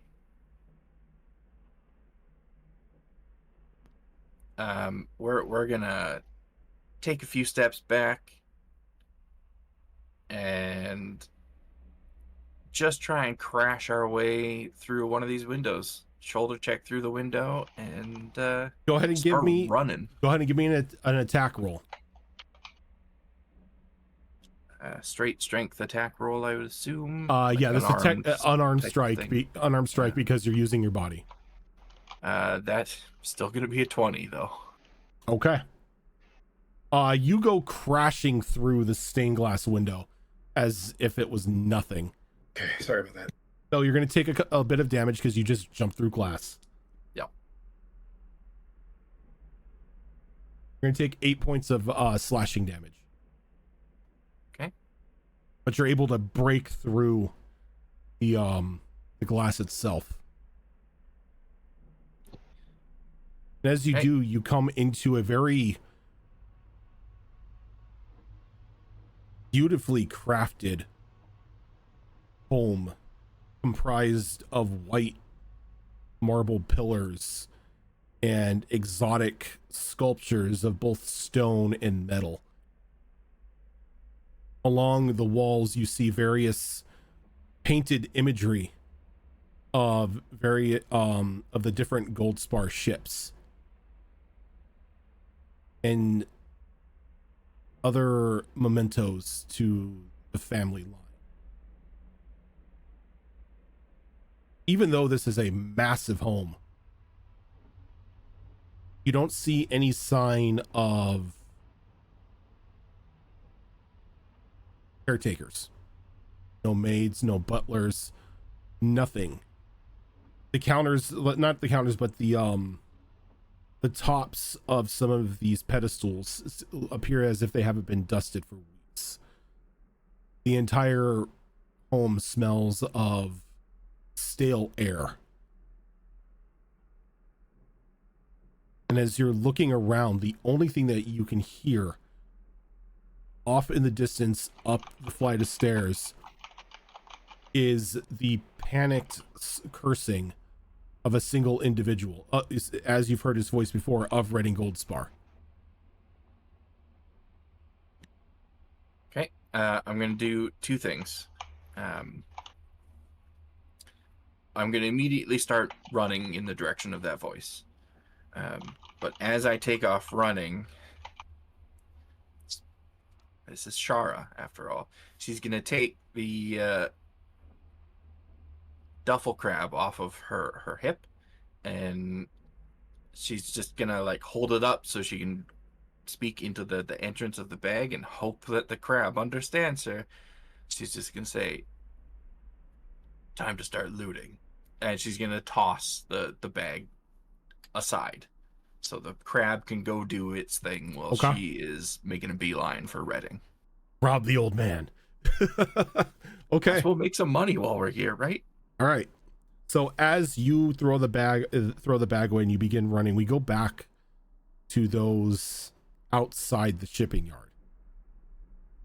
As Cannonball, you come to as your connection to Shara is separated, and as Pim is holding you there, the wound on his arm finally seals up and he transforms back into that 18-year-old human boy. The hammer now just being held up by him just because due to its sheer size. And Jenka, you come in as in a dead sprint and see the three of them standing there outside this warehouse or outside the shipping yards. Okay, what the hell's going on? Nice of you to join us, Captain. Doesn't answer my question. What's going on? Hey, Cap. Hey. Pearl. Echo. 2 guards. Flaming swords, right? Muir, I got that right? Flaming and electric. There we go. That warehouse. Cannonball points at the warehouse. Okay, a little more details would be nice, as in they're captured. Captured. Okay, so we need to go in and kill these guards. I do not know if Redding is in there or not.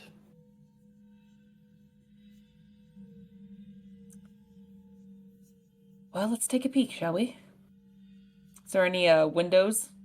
Does that we somebody can have see? the dagger with them at least? Cannonball looks at Jenka. Jenka, you now realize Yes. that the dagger is now no longer with you. I had it.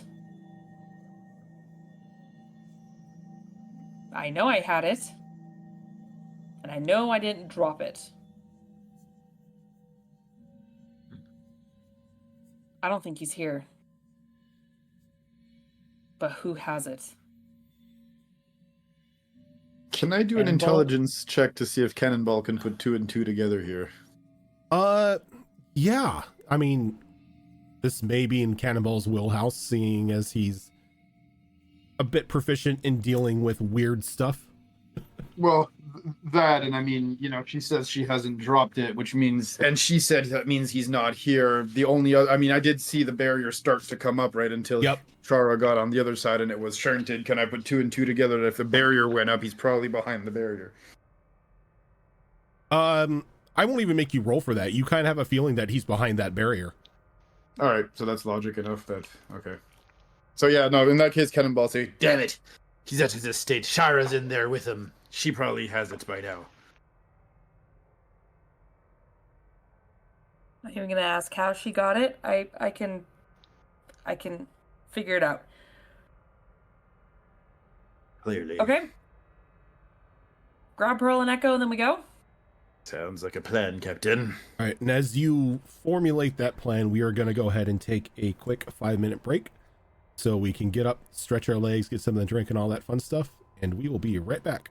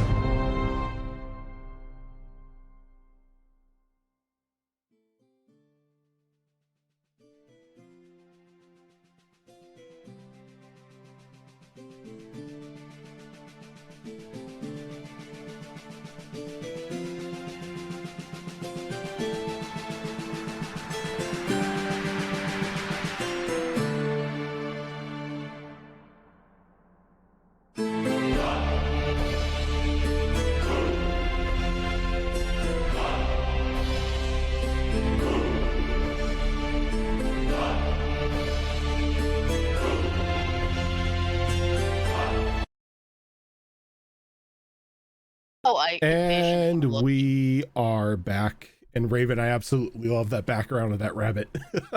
Yes, I know. That's actually I have to send that to Zoro. That's the reference. Oh, is that the for- reference from Mir?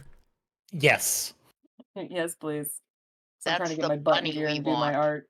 That's the bunny we need. Ah, I just need Zoro to cartoonify it. Yeah, Do send it. it to me, please. do it. So, as we pick up again, Cannonball, Mir, Janka, and Pim are outside of the gates of the shipping warehouse or the shipping yard containing various merchant warehouses. One of them, Pearl and Echo, were taken into by two of Redding's bodyguards.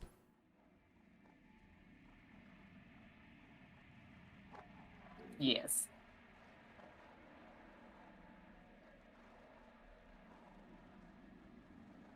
So how are you proceeding? Are there any windows? None on the ground level. As you look at the warehouses themselves, they all have a similar design to where the only lighting seems to be coming from like a consistent line of windows circling the top part of the warehouse before it the building turns into the roof. So there is a window, is what I'm hearing. There are windows, just none ground level.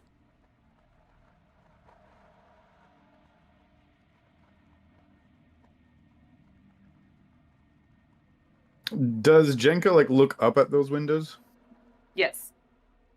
Need me to take a look, Captain? If you are able to reach. Har, har, har. Funny.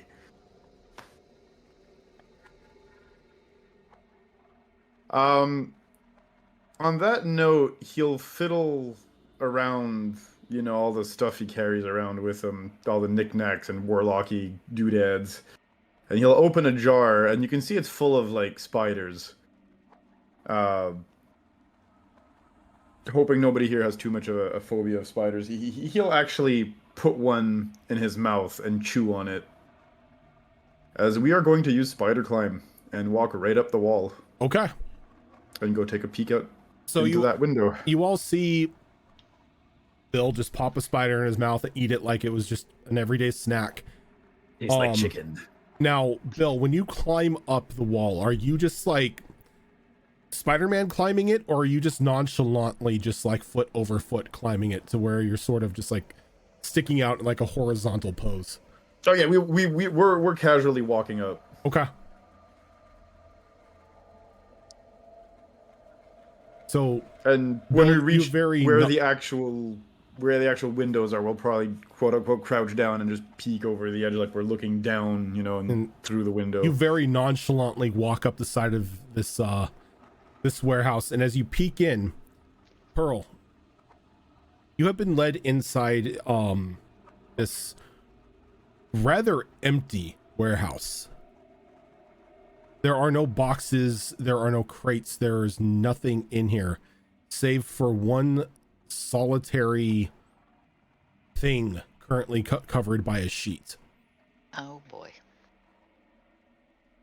And as the individual who has taken point walks up to the sheet, they pull it off, and there's this large stone archway with various runes carved into the stonework, going from one side up the arch down the other.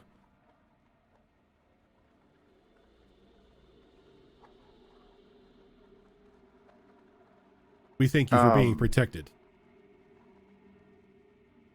As they walk over to one of the posts, and they pull off a torch, like a unlit torch off one of the sconces, and they ignite it just by like slapping against the one of their fire enchanted blades.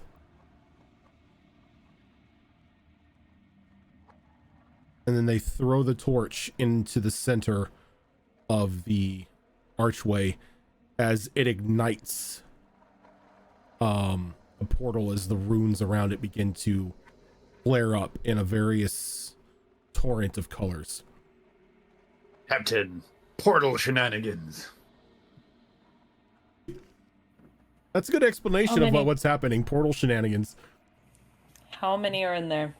1 portal, 2 guards. They just lit up a portal. Well, then let's not let them walk through. Now, You please see a way in? walk through. You are being protected. There's nothing in there, Captain. No cover. I didn't ask for cover. I said, is there a way in? You want to go through the door? Front door. Yes, Captain.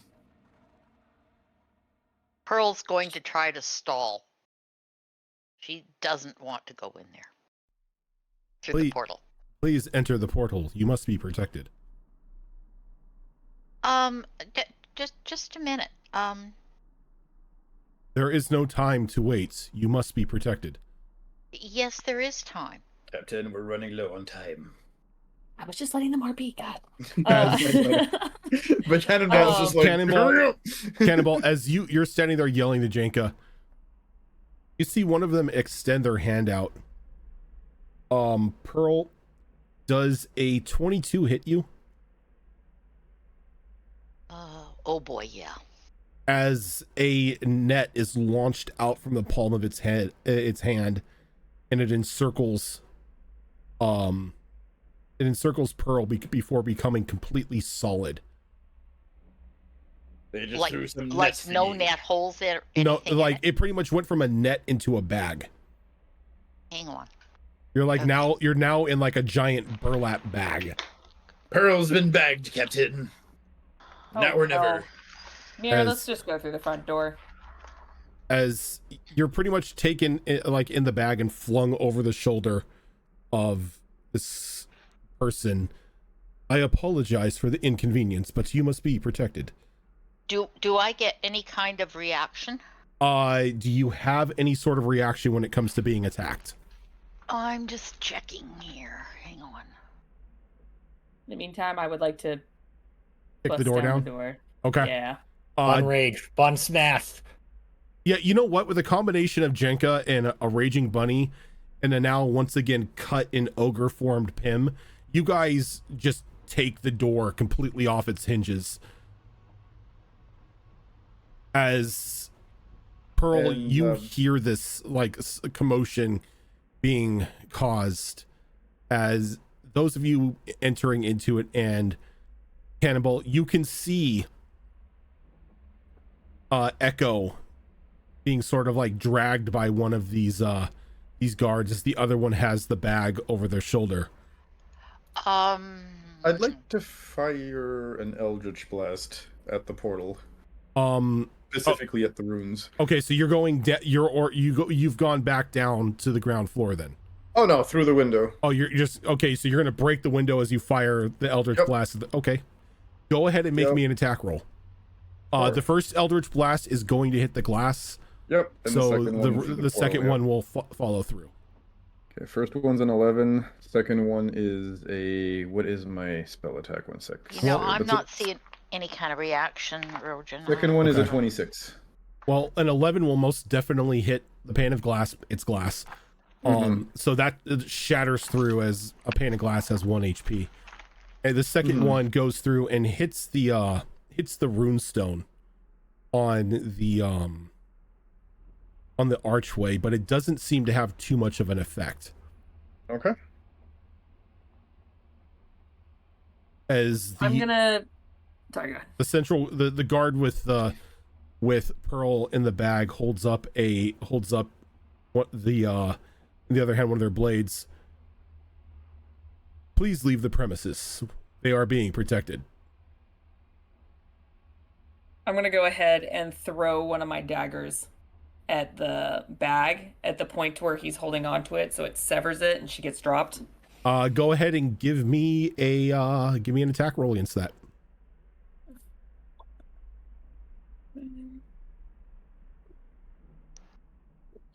Okay.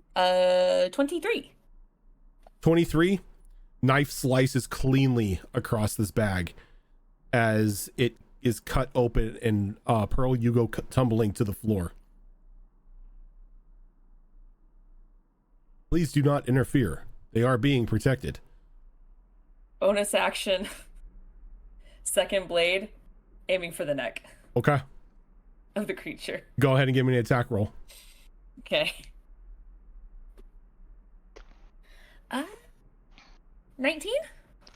And it just buries into the neck, but as you do, you don't really see, you see it like cut into the flesh, but then there's like a spark that emanates from the wound itself. Go ahead and give me damage.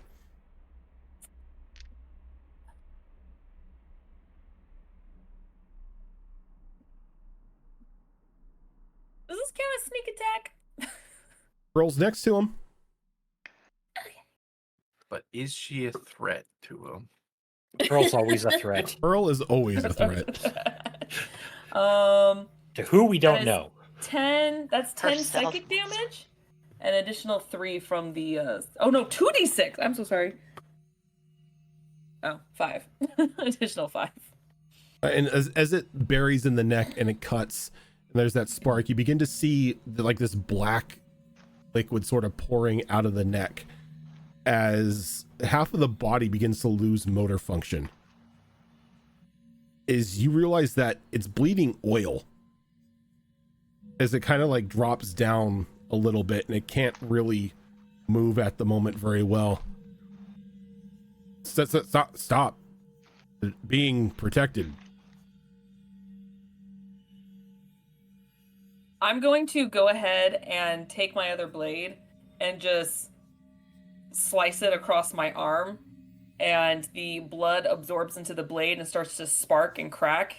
So I do the same thing to the other side, and I've got lightning coming out as I activate my right. And as this is going on, you see Echo sort of like kicked through the portal as the other bodyguard goes in with her. Mir, what the fuck were you doing, bro? Waiting my damn turn. That's fair. I'm trying to remember. We're level 5. Can I ask a quick question, Rojan? Sure.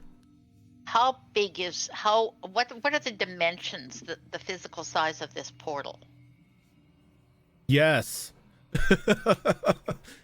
It's probably about 10 feet high and probably 10 feet wide if you go from pillar to pillar. Okay. But we're not in initiative yet, so we're not doing turns. You're not doing turns. Like pretty much if you have an action, speak up.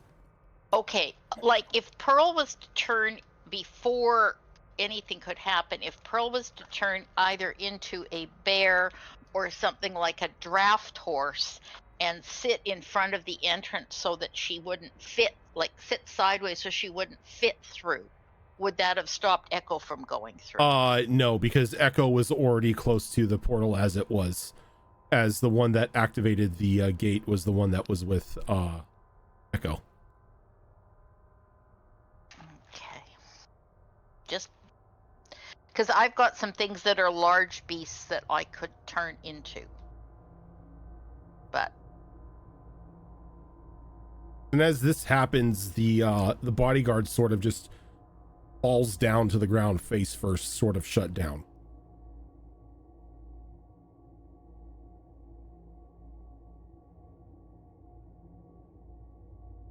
Gonna wait to give Mir or Cannonball a chance to do something before I do anything else.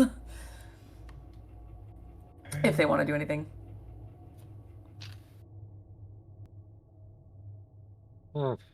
How far am I from these portals and everything right now? From where you are at right now, up top, you're probably about a good 30 feet high and probably another 15 or 20 feet away. And Echo's been pushed through the portal, right? Yeah, Echo and the other bodyguard have passed through. All right, we're not gonna cast Shatter on the portal then. He's no. Right. In other news, portal detonates in the middle of the city once again. You Another know, warehouse explodes. The same five don't- people seen at the first crime are once again spotted. I don't want to know what happens when you blow up a portal while it's Yep. active. Yep, I Fun don't want to know stuff. either. Fun stuff is what hold happens. back here. We're gonna hold back, okay? For once in my life, I'm gonna hold back.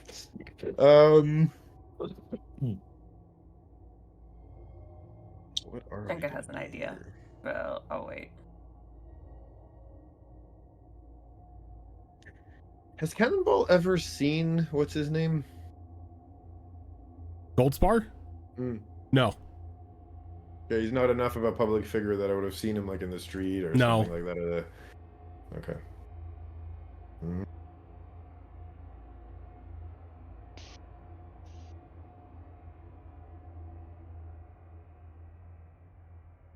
So the other robot's down, correct? Yes. Yeah, we'll spider climb down on the inside this time of the building, going through the hole we just blasted in the window, and probably just walk back down on the inside to the floor, still against the wall because it's 30 feet of movement. Yep. And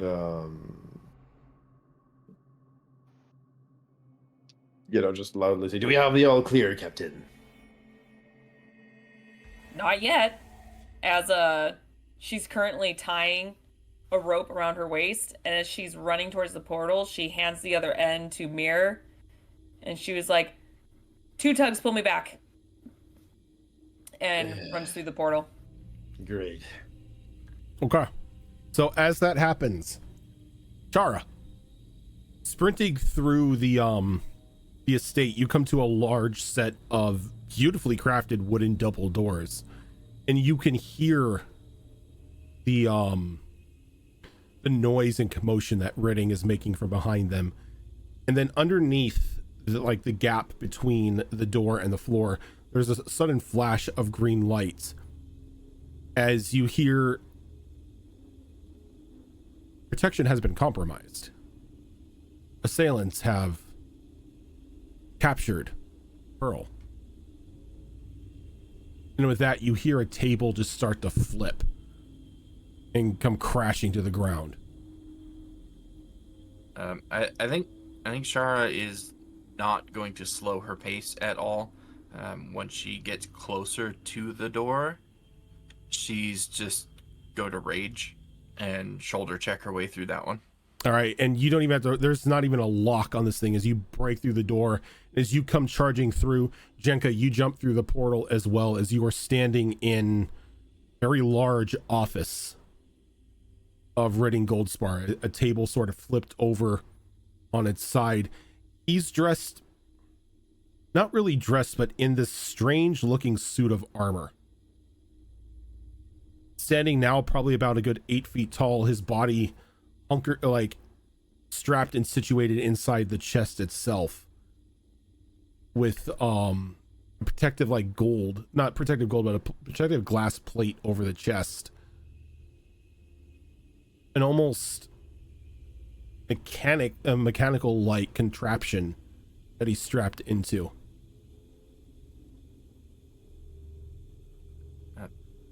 Shara's momentum doesn't stop. She goes straight for Redding. To tackle type of thing. Okay, go ahead and what's that? As soon as I see this, since I'm still right on the other side of the portal, she is gonna peek her head back to the other side. She's gonna inform the others to get through. You can't. I can't? It is a one-way portal. Oh, F. Am I still attached to the rope? You are, but as you come through, the rope is severed. Oh. So does the rope go limp on our side as well? Yes, it does. You can see that as soon as she crosses through, that rope is severed. The moment that happens, Cannonball jumps in the portal. Yep.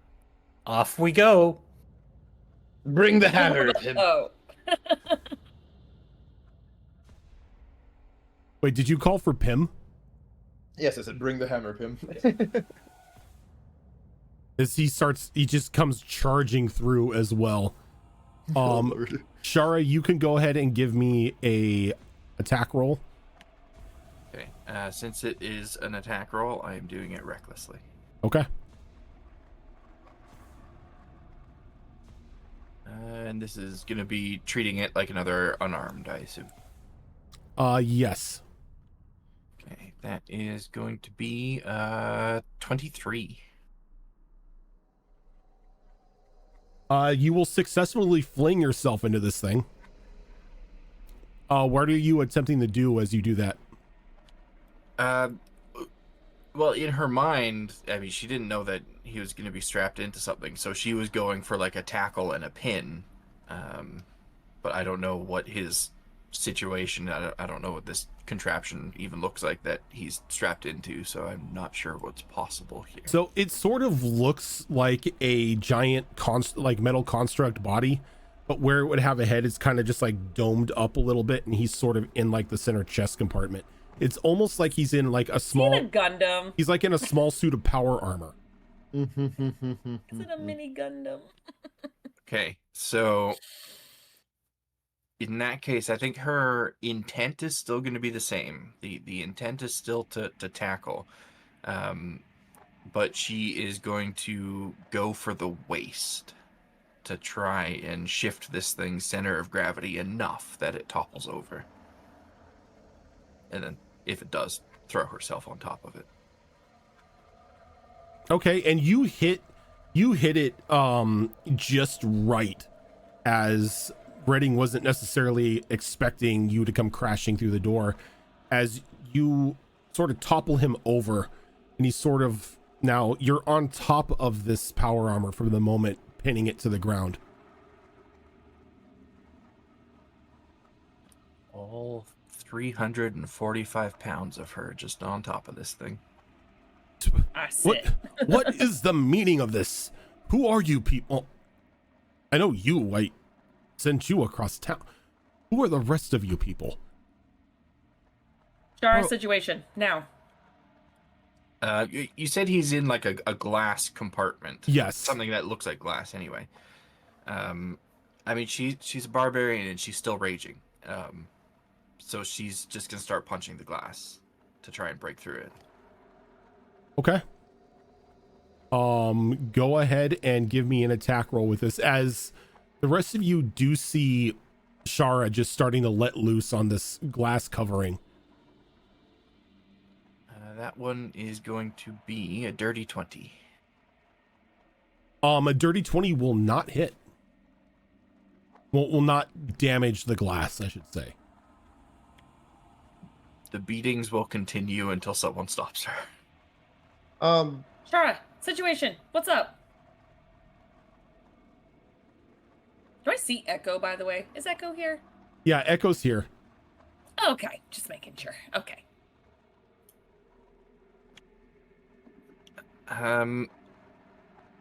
Shara glances back at you for a moment before trying to punch one more time. Her rage is starting to wear off, but it's not worn off yet. It's fair. Mechanical one round is almost at its end, but not quite. So she goes for one more punch. Jenkins kind of doing the thing, saying like, hey, what's the situation? But she's more of just like, oh no, stop, please. Pearl Stop, has police, gone through murderer. as well. Can Pearl get a clean line of sight on this armor?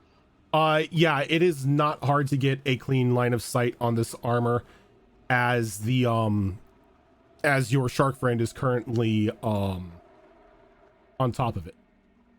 Okay. Is it possible for me to go for some part of it without hitting Shara and cast at level 3 lightning bolt? As Shara is on top of it and it is made of metal, it is going to affect Shara, because No, then okay. You do know I have lightning resistance, though. Do I know that? Yes, Shara has mentioned it before. Okay, Do I'm it. gonna go for Do it it. then. Okay, go ahead and give me that lightning bolt. Okay, so I'm just seeing here now. It looks like it's a. I'm trying to see if it's a roll to attack or because I'm not seeing a dex. I'm not seeing a save on this. It So is an attack. Lightning bolt is an yeah, attack. it's an attack. Well, I let's believe see what we lightning can bolt do. is an attack. I think it's a dex save. It's a let me dex see. save. Well, okay, here. Let me just drop it. It is a dex save, I'm pretty sure. You are right. It is a dex save. It's a Okay, so 100-foot it's- line, 5 feet wide. Okay, so I'm gonna get up close and personal, as close as I can, to cast it. And- Is he at disadvantage because he has Shower holding him down? No. Actually, as you cast the lightning bolt, you see the body of the power armor sort of light up as it counterspells the lightning bolt. Shoot. Okay, well, it was a Oh, thought. one time I don't have a character that has the counterspell to counterspell the counterspell. God damn it, Rojan! Whose fault is that? Well, okay, it You was a guys try. using Us not being spells high up. enough level to use counterspell yet, but yeah. Gee, and I only have one. At this point, I only have one level 3 spell, but well, it was worth it. Yeah, and Shara's next punch doesn't do anything. It was one below the one that she did last time. But at this point, I think her rage does subside enough that she's, not trying to beat her way through this glass casing anymore. But she is going to stay on top of this thing, kind of holding it down, and kind of look back at Jenka. This bastard attacked us. Who is he? Redding. Oh, fuck. Well, it looks like the solution to our problems just dropped in our Yeah, lap, guys. mateys. Are we, Pearl? Assessment? I don't know. He keeps saying he What wants to the protect hell me, but is going on here? Pearl, who are these people? Why is this shark on top of me? And what happened to one of my guards? Okay. You don't seem to be in the position to ask a lot of questions, Grandpa. I have one for you. After all these years of not giving two whits about me, why are you so keen to protect me all of a sudden? Because you are being used against me. Ah, so it's all about you then. I see. I don't necessarily take kindly to those using family against me. And while I may have issues with your upbringing and your beliefs, I still do not see why I should abide by my granddaughter being used against me. Nobody's using me against you. Where did you get that idea? From what you said, And asking what me about was a it? certain individual that I had dealings with. Oh, I never said that. Do not lie to me, child. I saw it. Wasn't me that said it. Now, kindly ask your friend here to get off of me so we can have a discussion like civil people. How about no? How about you get out of the armor first? I can't get out Haul of it. off. I cannot get out of the armor with this individual on it. I see. Okay. Can you call off your other henchman guard thing that you've got there? It has done Put it to nothing. sleep? No. You're not doing anything we ask. You're not Put doing it to anything to try sleep. to cooperate. Put it to sleep. It's a machine. It does not sleep. Do you wish me to dismiss it? Captain. Oh, I'm still captain? Oh, absolutely, you're captain. Jenka's gonna shrug off her bitterness for now. Just be like, Cannonball, Yes? Cannonball has a huge, like, I told you so grin on his face looking at her, by the way. Redding looks Like, up it's just to like Shara. Madam, I will give you one chance to please remove yourself from my armor so that I may address you as a proper gentleman and not some turtle on its back. in the same way that you addressed me back at the tavern? I apologize. I was in a mood. Uh-huh. So what's to stop you from going back into one of your moods, Grandpa? I'm having a conversation with someone. Now, please, ma'am, exit off of my armor so I Who are may you talking to? answer your questions and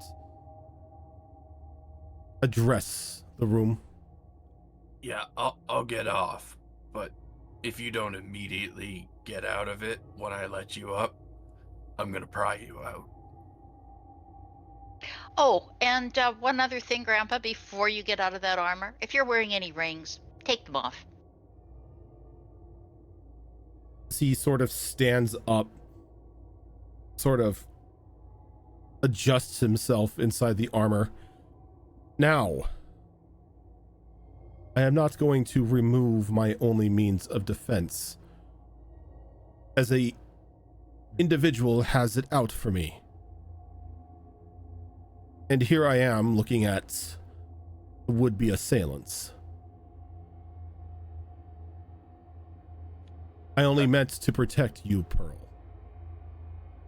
To take you away from such disgusting business.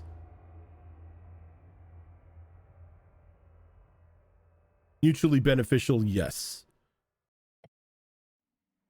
But could you forgive yourself if you were the one to kill me? Unfortunately, at this point, Grandfather, I don't know what to believe. And I'm really not sure I believe you, because you haven't been honest with me for a very long time. Honest. Very, very, very long. Child, I owe you no answers. Anything I may have done that had interceded in your life was for the best interest of the family. Mm-hmm. Maybe we can start with an answer to a question that should be a little bit easier. Why the fuck did you fire a cannon at me and the guards? Sorry, what? I did no such thing. It came from your estate. That's why I'm here. I did not give any sort of order. We don't even have a cannon on the house. Why would we need a cannon? We have a shipyard. Insight check. Go ahead. Go right ahead. I forgot Jenga can read bullshit. Okay, good. Yay. Well, let's see. Okay. That's a 22. The surprise in his voice is natural. This man has no idea why a cannon was shot from his roof. Okay. Madam,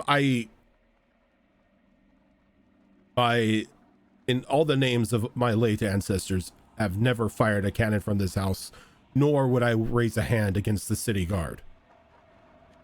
Seems awfully convenient, though. We get fired upon, and then immediately after, this weird-ass dome thing starts to form around your house. A dome formed around my house.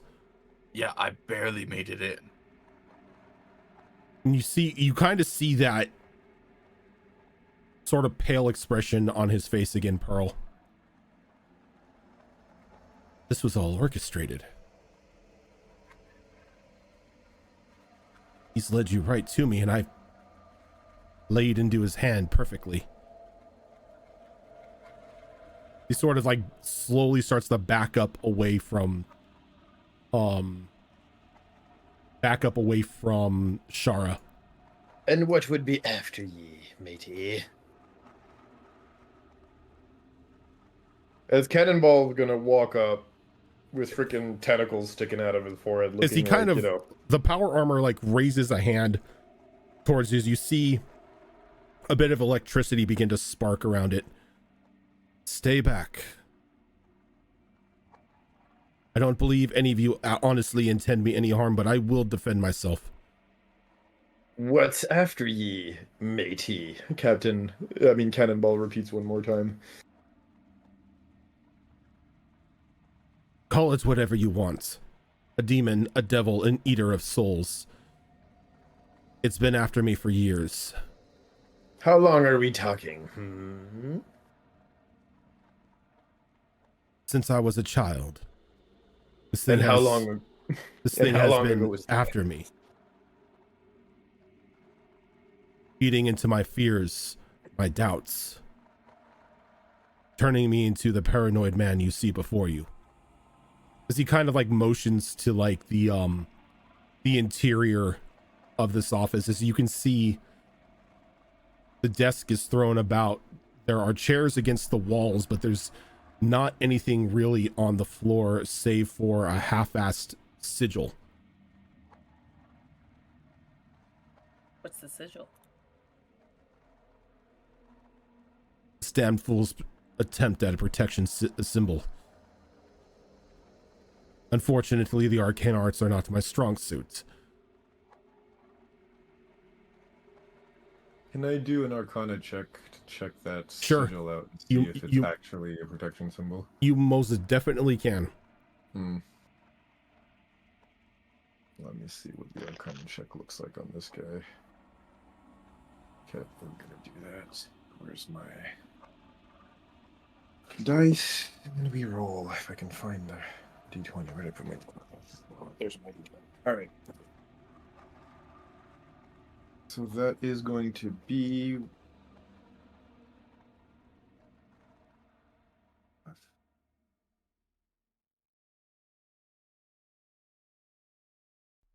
That is a 22. A 22? It looks like it was supposed to be some sort of arcane sigil for protection, but you can tell that he made one overlying mistake. He's used blood.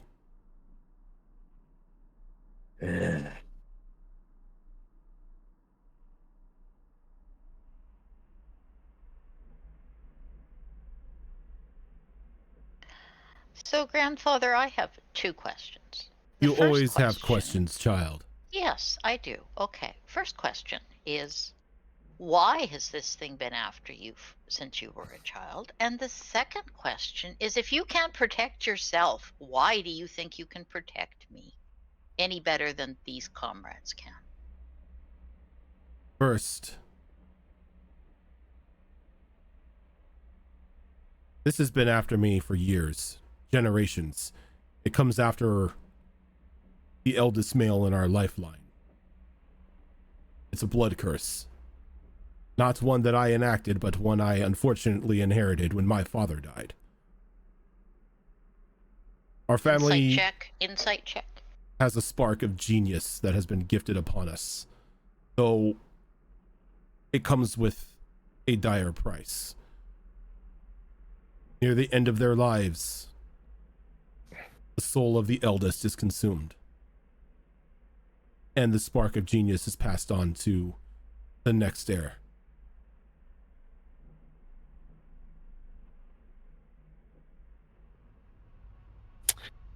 I need to do another roll.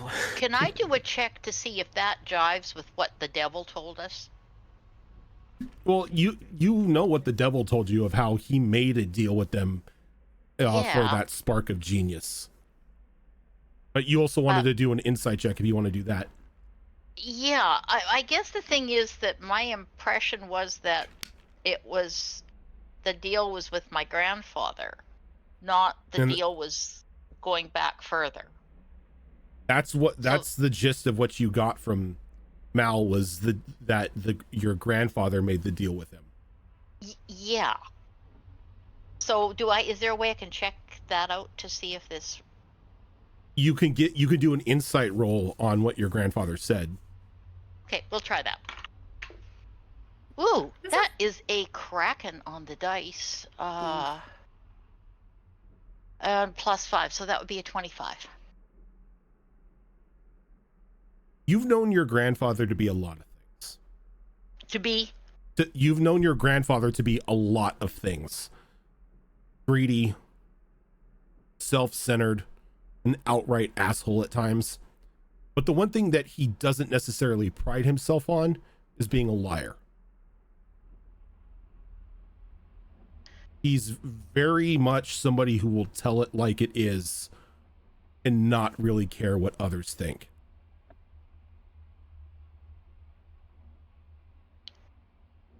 Everything Can I do that a roll?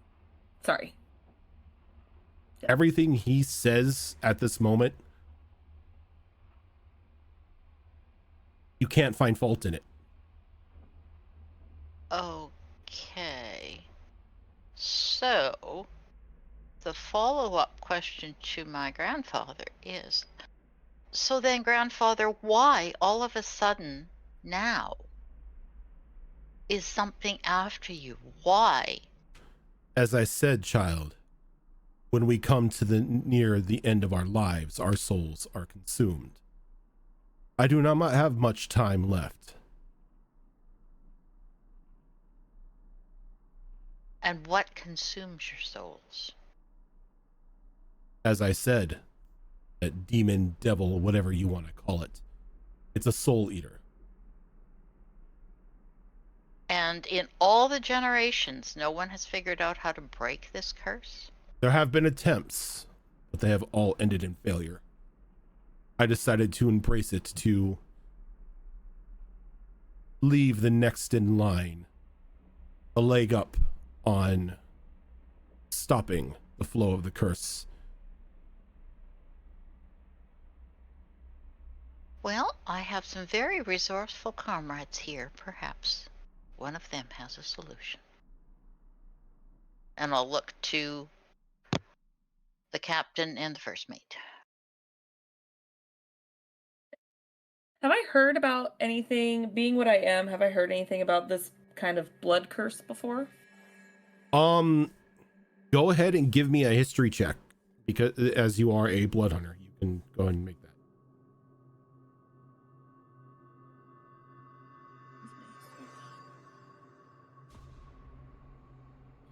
Guys are on fire tonight.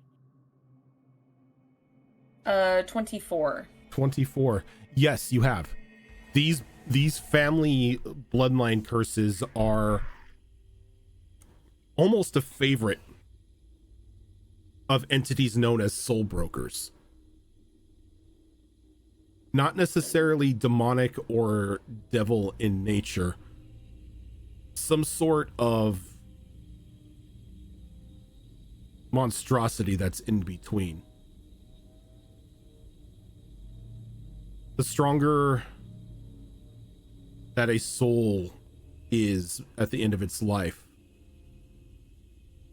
the more power they consume. And in this blood curse, it seems that this spark of genius allows the soul to flourish until its dying day.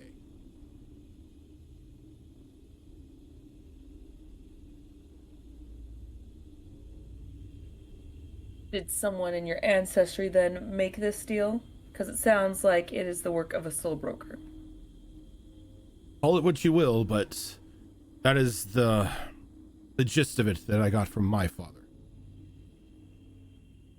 That's somewhere down our ancestral line, a fool of a man made a deal with one of these things. And while our family has flourished and the firstborn or next in line have been granted this spark of genius, it always ends the same. Consumed, nothing more than a meal for this creature.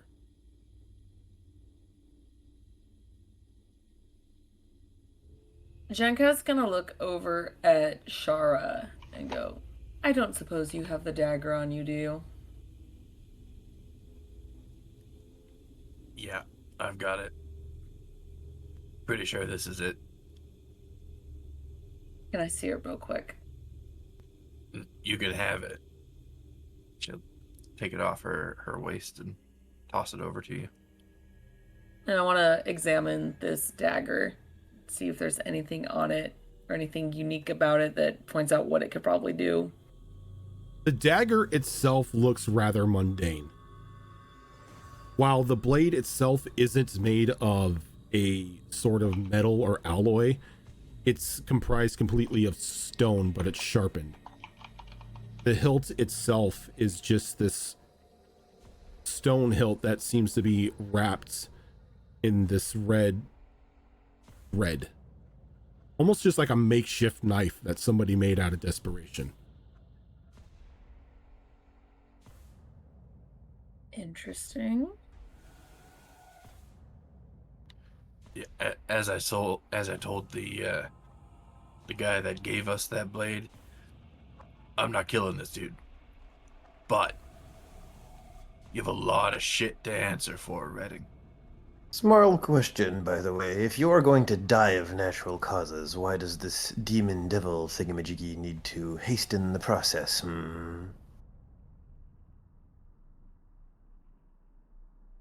Because fear makes it all taste sweeter. Matey, you look plenty scared of dying of natural causes to me. I don't think he needs to pressure ye into a heart attack. Be that as it may, maybe he's just no longer willing to wait for me to keel over on myself. On that note, yeah, sorry, go ahead, Chara. Just gonna add some context here. I mean, speaking as a predator, sometimes the hunt is just as delicious as the meal. Yes, yes. True. That being said, On that note,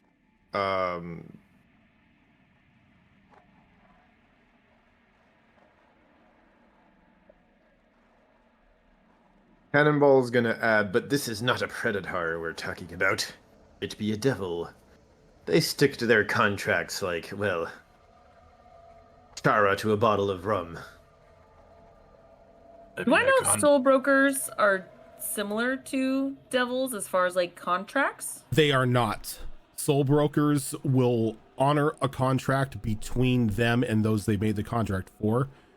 Anybody that they don't have a contract with, they are not above spinning lies.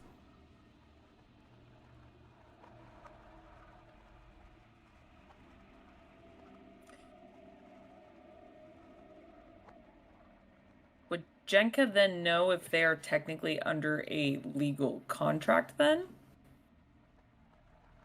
With a soul broker? Now that you know that it's a soul broker, you signed nothing. True. That's what's been worrying Jenka this whole time. Is like, I literally didn't sign anything. Soul brokers, in order to bind people to their service, must have them sign their names. True. We signed nothing. Nope. But as I said, they're not above lying to people. Yep. Well, even if it really was a devil, they're not above lying to people either, so. But they respect their contracts. But yeah, they respect the word of a contract. Yeah. Because they are lawful evil. They may be assholes, but they will follow the word of a contract to the letter. Sure. Renko will kind of smile, knowing that they could probably easily walk away from this if they wanted to. But at the same time, now she's kind of stuck in the middle of like, oh, great, but then like the whole grandfather situation.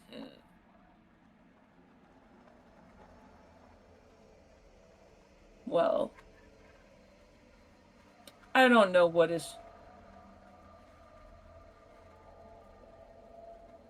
this dagger's significance is, other than perhaps maybe collecting your soul, and it's just so ancient that it looks primitive.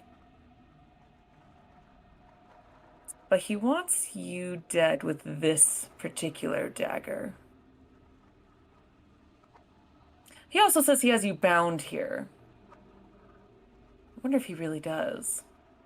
Well, he does. He kind of like looks around. Well, if your friend over here is telling the truth, then yes, we are rather bound.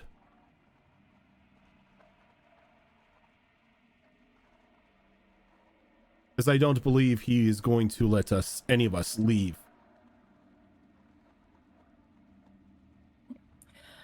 Bound, maybe. But we're technically not under an actual legal contract.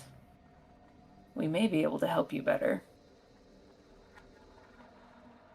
Do I know anything of how this bond could be broken? You don't. Even though you are a blood hunter, you're not well versed in soul contracts. That's fair. Captain, if I may. Yes, I know. Someone who does know about souls. Go on. Jenka's like, eye roll, my God, yes. As a lawyer. As your soul lawyer. Considering the soul slight many a time. Considering the slight change in situation, Captain, if I may. Well, again, the good news is we're not actually under a contract as we were led to believe. However, you are. So, Cannonball, you're the purveyor of soul contracts. Suggestions? Well, let's see what we can find out here. So you said this started with your generation, with previous generations, correct? Yes. Quite a while back. I'm counting I am the 8th generation. Aye. Are the terms of the contract perhaps written anywhere? These gnomes live a long fucking time, too. Jesus. Okay. God. Yeah. Do the math. Scary. My brain hurts. I don't want to. Do we have the exact wording of the contract anywhere? I have not seen the contract myself for a very, very long time. It was only presented to me when I was granted this spark of genius myself. Well, some genius if you can't remember the contract that led you to this. I did give it a read over, and it was unfortunately binding. I'm well aware of it. Its finality as far as binding goes. My real question to you, matey, is the exact wording, and I'm asking for a purpose. Cannonball slams his fist on the desk. As he sort of shrugs, I don't know why you're getting so angry. Layman's terms, the spark of genius is passed to us. Insomniac Knight, RPG, thank you for that raid. The spark of genius is passed to the next in line. The next in line then prospers at everything that they do until their dying day, when their soul is then harvested and consumed by the broker, and then the spark is then passed on to the next. The only way I have thought of it possibly stopping is if the, what do you call it? I lost all of my words for a moment. The brain shut off. Yeah.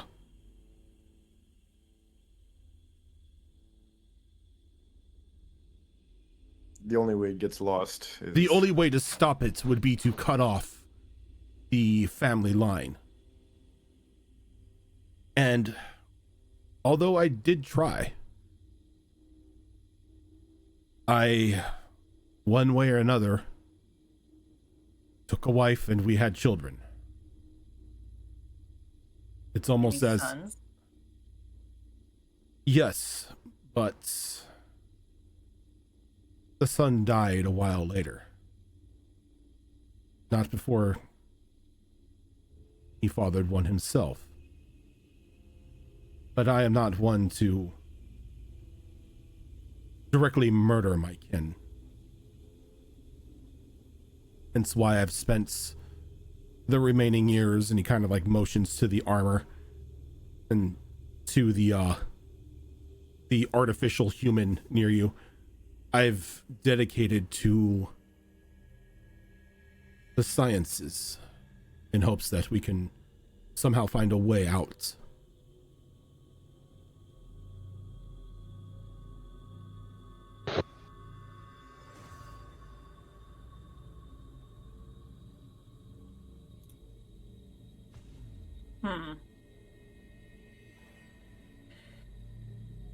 At this point in time, like, there's a waft of sulfur in the air.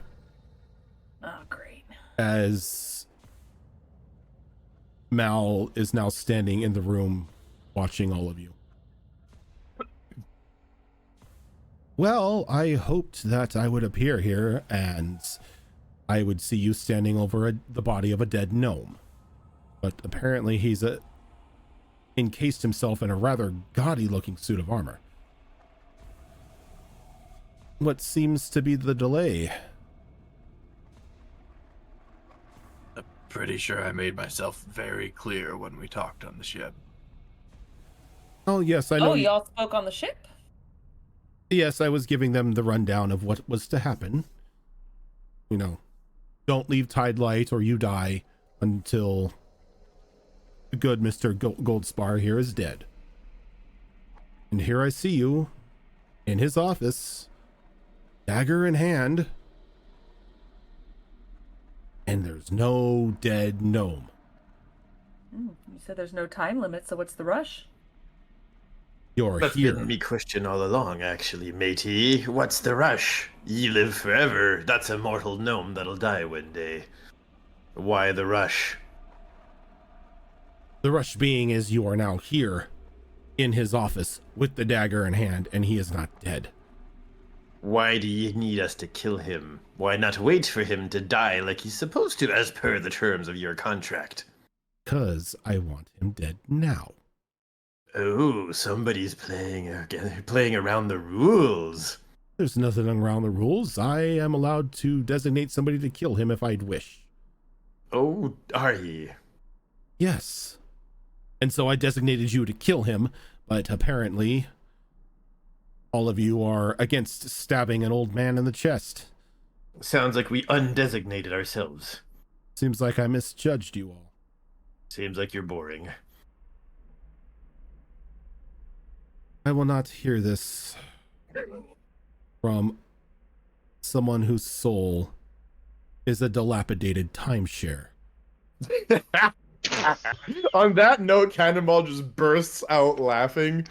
For effect, I'm gonna throw in some Memento Mori cantrip here, and you'll see his body just like very rapidly bloat and rot away and look like some diseased, rotted corpse that just floated off the, floated off the flotsam here.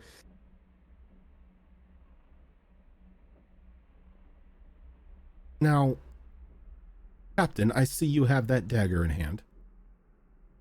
May I remind you what I'm keeping you safe from? See, I thought you were just doing that in the jungle.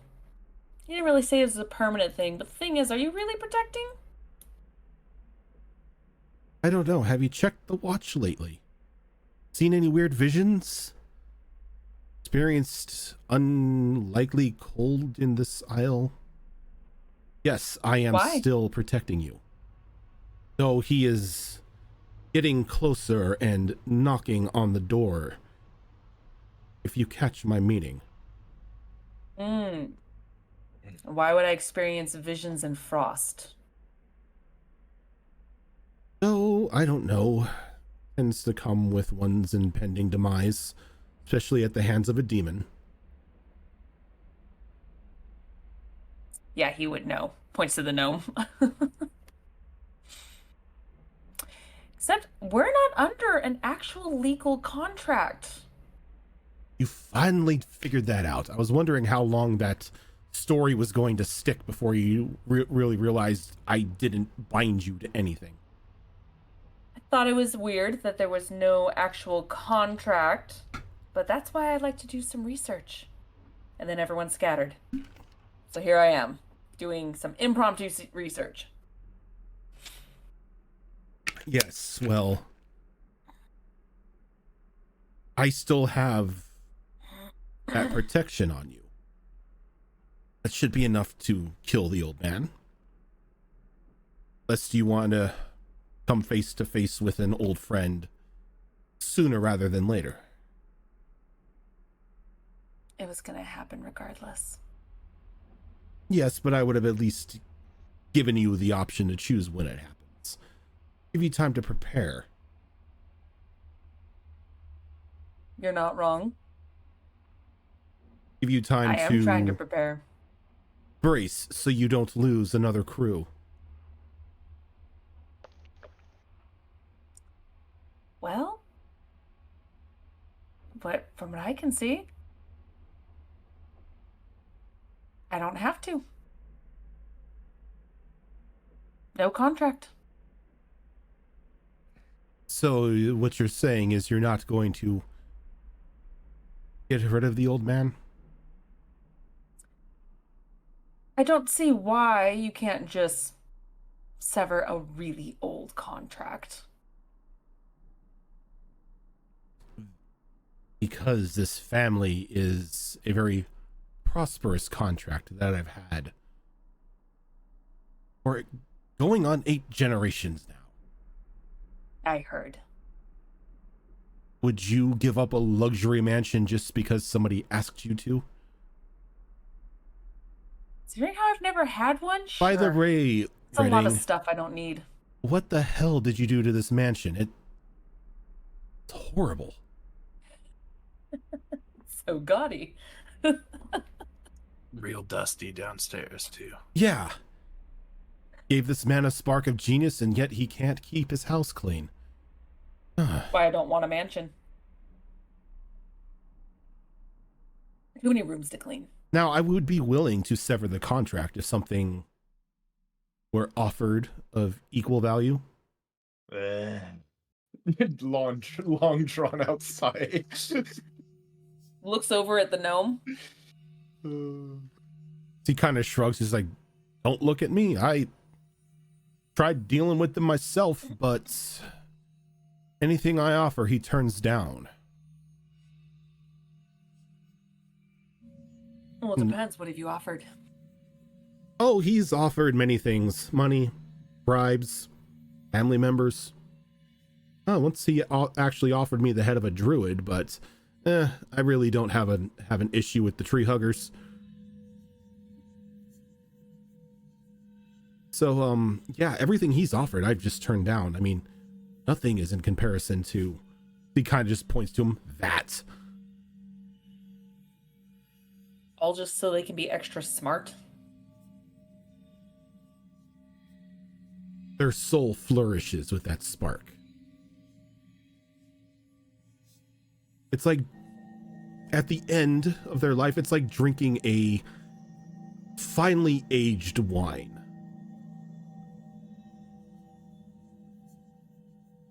Why not a human? Much more lives to go through. Humans. Gaudy undercooked steak of the souls. It's actually true. I hate it, but it's true. It's actually true. I hate it, Rude. but it's true. You are the filet mignon gnome. I prefer the souls I consume to rest, to gain flavor as they flourish. Humans are alive and dead in a blink of an eye. So instead of ribeye, you prefer wagyu. Okay, I see it. Mm. So, grandfather, how old are you exactly right now? He kind of like looks at you with a rather confused look on his face. I'm 435. Insight check. So, that being the case, you Yeah, but- maybe have another, not quite 100 years left. So, Mel, since we don't have a set clock that all gnomes live and die by. Well, no, but on an average, let's say. Unfortunately know when my demise is coming. It is a part of the contract. That way we can prepare the next in line. I have about 5 years left. Oh, okay. So then, Mel, why do you want to hasten this? Why not just 5 years? There's nothing for you. 5 years may be nothing for me, but let's just say the wine has aged to a perfect vintage, and I wish to consume. I think you're a little too impatient. 5 years, nothing for you. No, There's something else, isn't nothing there? for me.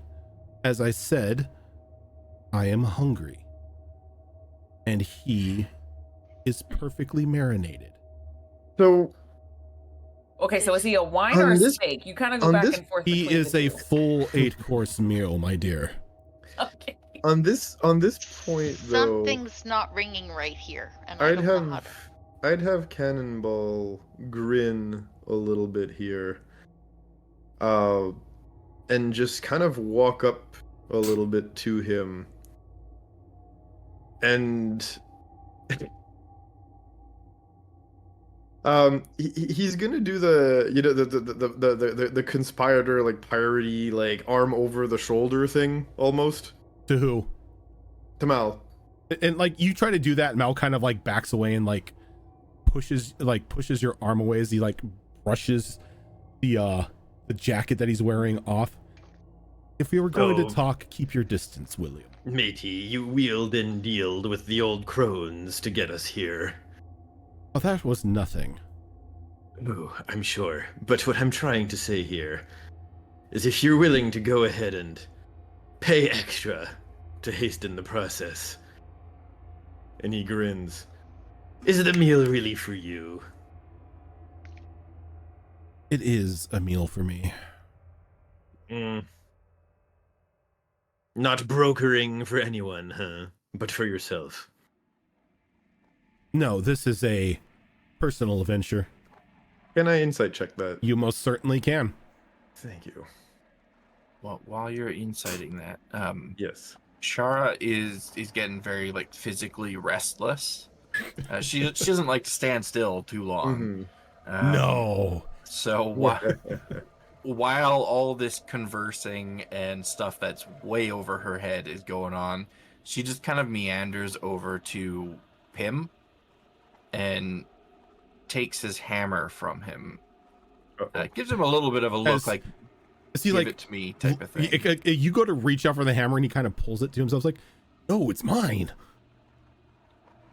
Just, Pim, come on. Be a friend, Pim. Be a friend. No, but why? I'll let you hold my axe when I get it back.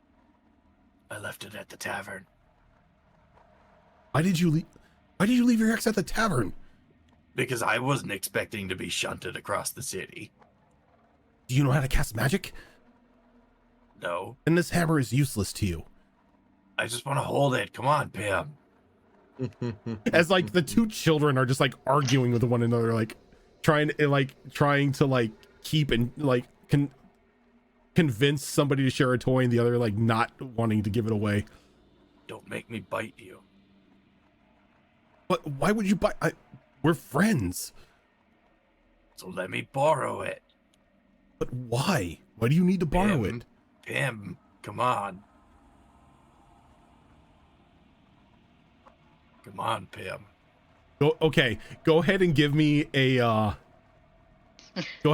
persuasion roll. Oh, here we go again. Okay, this is a 14. I mean, is it really persuading when she threatened to bite him? Yeah. That's how she persuades. As he kind of like backs up a little bit from you. I can't do it. Promised Ma that I wouldn't let anybody else use it. It's too dangerous. I'm not going to use it. I just want to hold it. Where am I going to go? We're trapped in a dome. That makes it better that I'm just holding it just in case we get in a fight. I can do stuff. We're not fighting anyone. Come on, Pim. Shara, Like at this point, slow head turn. Like, really? Shara, Right now? no. I have to say no. All right, Pim. All right. Mirror, give me your weapon. As Mir is currently holding You're giving your the weapon. the trap axe, and just kind of looks up, grabs the battle axe off his back. Here you go. Thank you, Mirror, as she glares at Pim. And with this heavy weapon in hand, she just kind of like holds it down at her side, so it's like kind of the blade of it is touching the ground, and she just starts walking around the room, so it's like dragging on the ground, leaving marks. Oh god. Are you doing this like trying to do this nonchalantly, or are you just doing it? Very nonchalantly, like it's obvious to everyone that she's physically restless. I don't usually like to DM you during games, but I'm going to DM you something. Okay. The shark is circling prey. I'm concerned. Mm-hmm.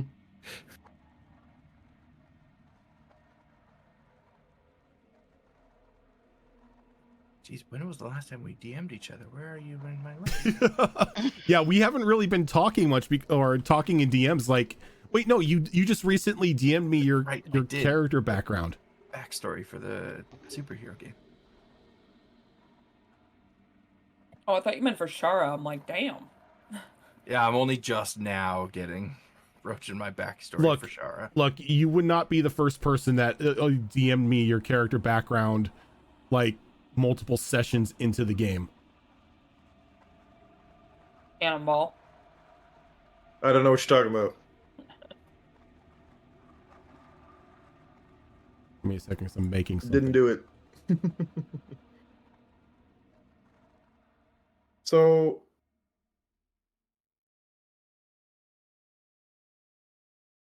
because I forgot he was in the room for a moment until, you know, Shara tried to steal his stuff.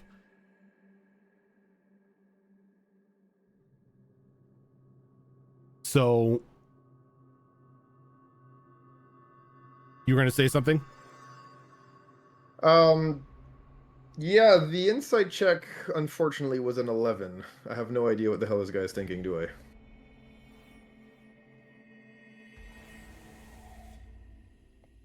Okay. Go ahead and give me Arcana rolls there, Shara. Oh, Arcana. Ugh. Okay. Yeah, but so with an 11, the insight check isn't really going to get you much. Figured as much. We're good. I was going to insight check, but I was away from my chair. Go ahead and give me an insight check. Now, I ask you kindly, at whatever it is I have for a heart, to just kill this old man and let me eat. 19?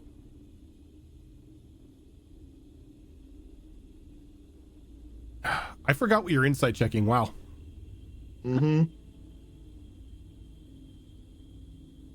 What were you insight checking on him?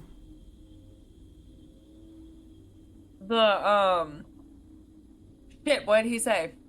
Whether or not he was lying about it being for himself, or if he was actually that's personal gain. for someone Personal else. gain, that's right. There's a bit of greed in his voice when he speaks about Redding. Okay. That's all I'm asking. Kill him so I can eat. She looks over at Cannonball and she's like, Yeah, he's probably a glutton. Why can't you kill him yourself? Why the proxy? Because a connoisseur does not kill their food. They have it served to them. And I thought it would be more humane to have mortals do it. I have other means, but I don't necessarily want to use them. Well, the way I see it, matey, you tried to get a free meal off our backs. What's the reward? Not a free meal. A meal that I've already made a deal for, but I can see that you know how this side of business works, William. A little bit. And yes, if you wish, I can provide you a reward for killing the old man. Now, what were you looking for in terms of a reward, William?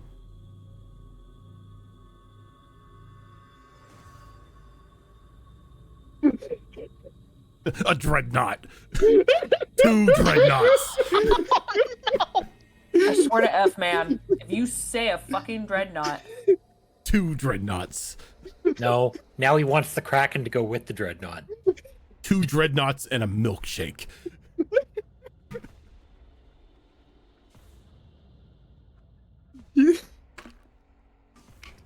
He's gonna look at the guy.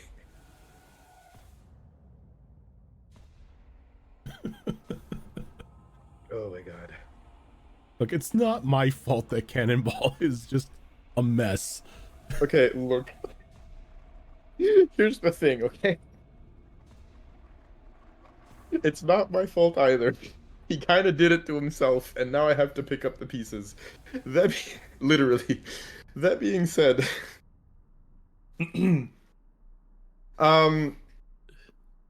Cannonball here is gonna say,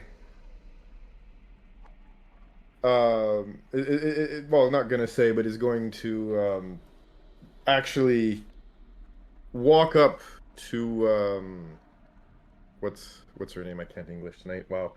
Walk up to Jenka. And he'll extend his hand at the dagger.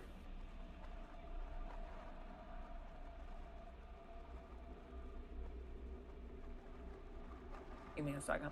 Fox, what did you get? 15. 15? Okay. So That was pretty impressive for my -1. So yeah, he'll extend his hand and gently try to gently pry the dagger out of Jenka's hand. Hold on. She doesn't have it all loose like this in her hand either. Well, where is it? It's in her hand, but she has a grip on it. No, She's but not he's just like, no, but he's doing it like he's asking. He's not forcibly trying to take it out of her hand. I'm gonna do some shit. Hold on. Mm-hmm. I need to figure out what I need to do. Give me a second.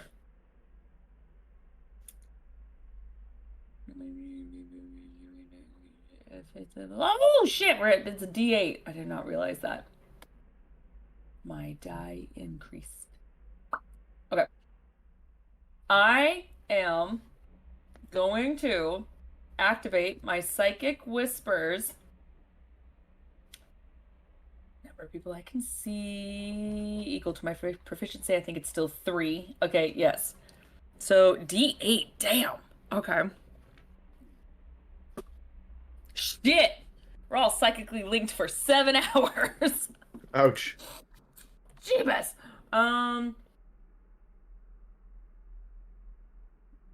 I am going to set up a psychic link between Cannonball,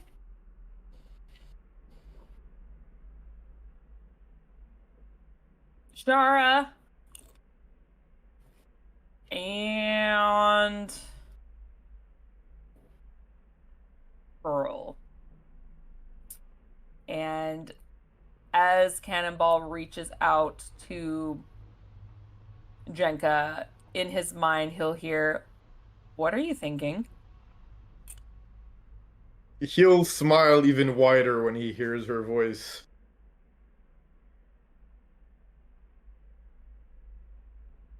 Probably what we all be thinking, matey.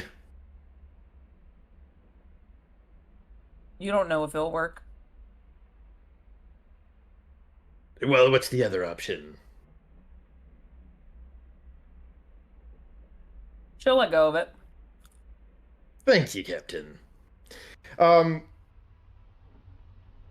You'll Shara, Yeah. can I As first of you all, look at Shara, and you can see that as this has been going on, she's been going around the circle, like carving into the ground with like the axe. I see where this is looking going. like she was trying to finish the circle, but it just now looks like an attempted blood magic rune with a bunch of scratches all over it. Ugh. Jenka's appalled. So Bill will actually talk to Jenka and Shara at the same time, and you'll hear the his voice say, First of all, not in blood. You're doing what in blood? Not in blood for the protection rune. Oh shit, you know what I'm doing. Aye, but not in blood. It won't work with blood. I'm sorry, blood in front of Yeah. a soul broker? No, I'm carving it into the ground. 'Cause the blood clearly didn't work. So, was there a mistake in what Shara did for carving the protection rune? No, the thing is the protection rune itself is not complete. Oh, so there's a line missing or something. There are a couple sigils and whatnot that are missing. But she's been carving it, not using blood. Pretty much tracing what was in the blood. Oh. Yeah, and she was doing it in a way to try and make it look like she was just meandering around the room. Mm. So, is it only words, or can we also send images psychically, like mental images? Like, how is that binding work? Do you know? Give me a second. That's a good question.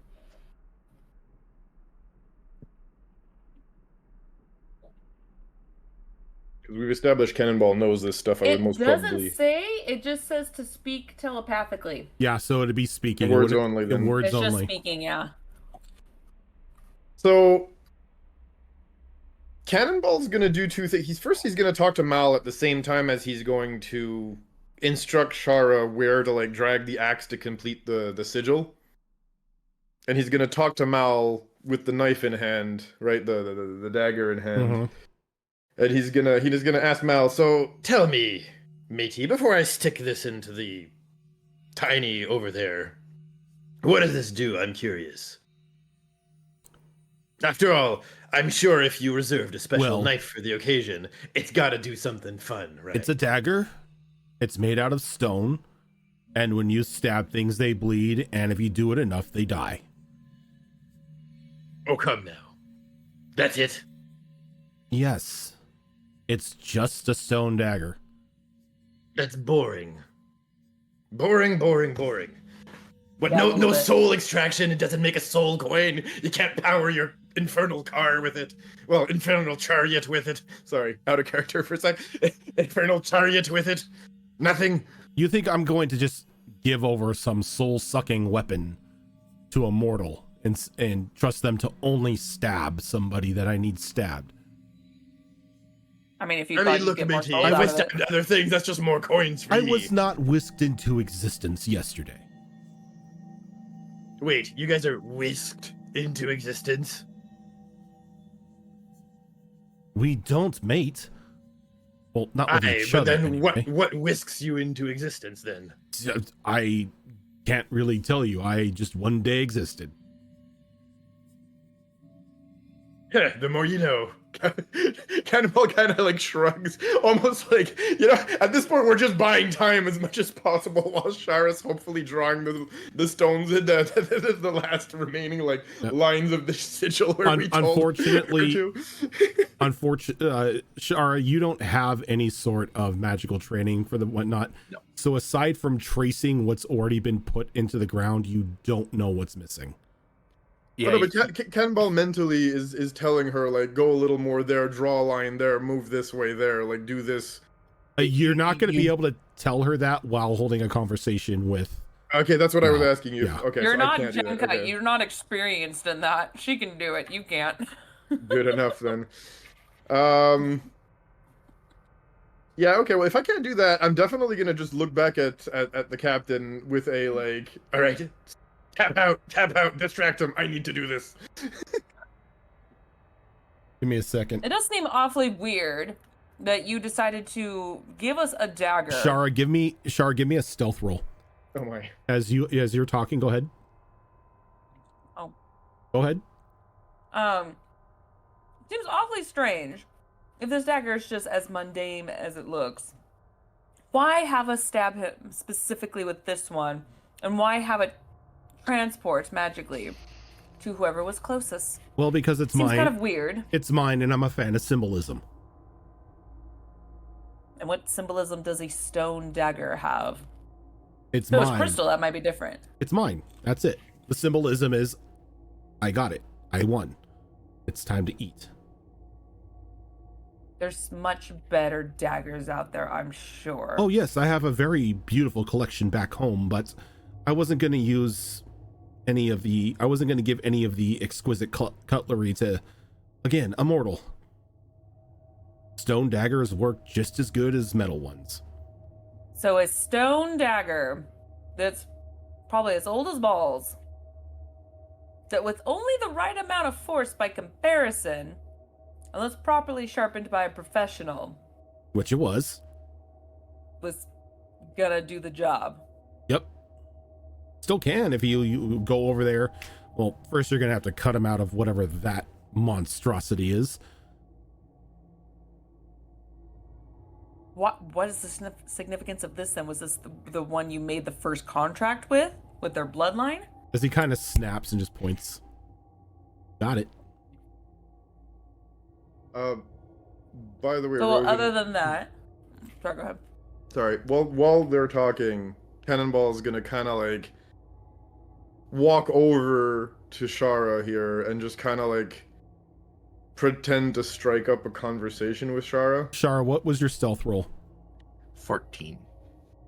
He goes, that's all that it is.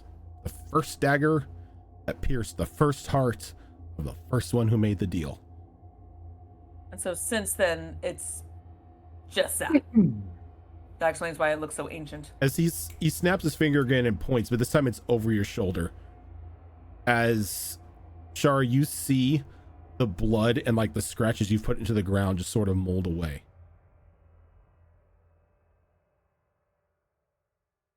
None of that. Well, that's a neat trick.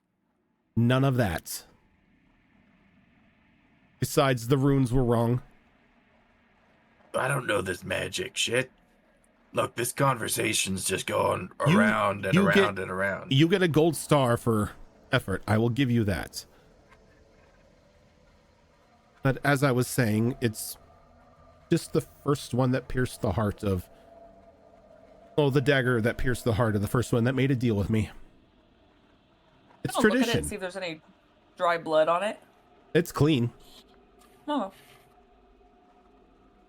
So, Mel, Pearl. yeah, my grandfather says I ask too many questions, and truly, he's right, I do. There's nothing wrong with asking too many questions.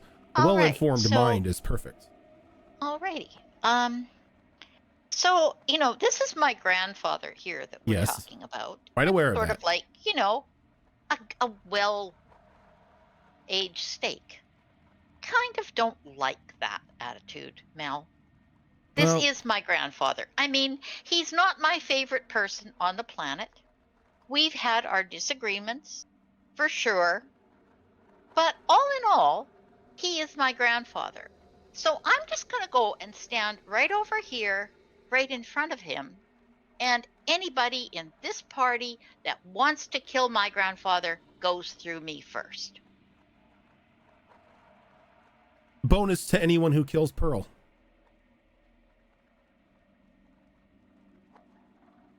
And what's And- the bonus? Since I'm linked telepathically, I'll let you name your reward. I want a am- dreadnought. Get the fuck out, Cannonball! Pearl, So- what's that? Since I'm linked telepathically, I'm going to be letting the group know that I'm trying to help by stalling, but I'm not sure we want to kill Grandpa.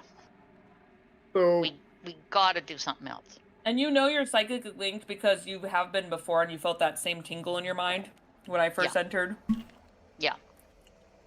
So you don't know who you're psychically linked to except for me, but yeah, Shara and Cannonball definitely would. Yeah. Okay, hear so that. you know what I'm thinking.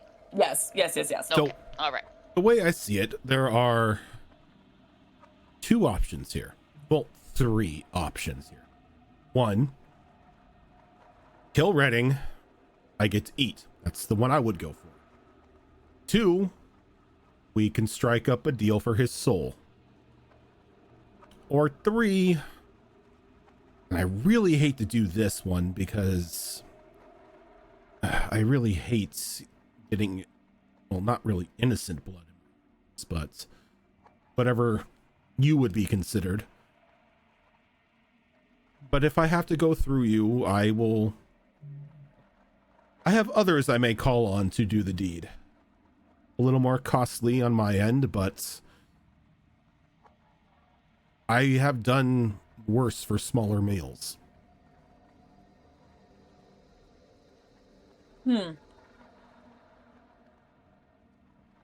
Clearly. So just someone else to do another contract. And yet you said we were under contract. So if we were to kill, say, both of them, how do we know we'll actually get the bonus? Because before any of this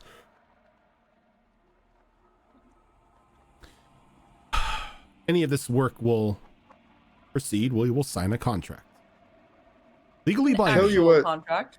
Tell you Legally what. binding that I will reward you if you kill him. No hidden fine print or anything like that. Just you kill the old man, I get to eat his soul, you get paid. So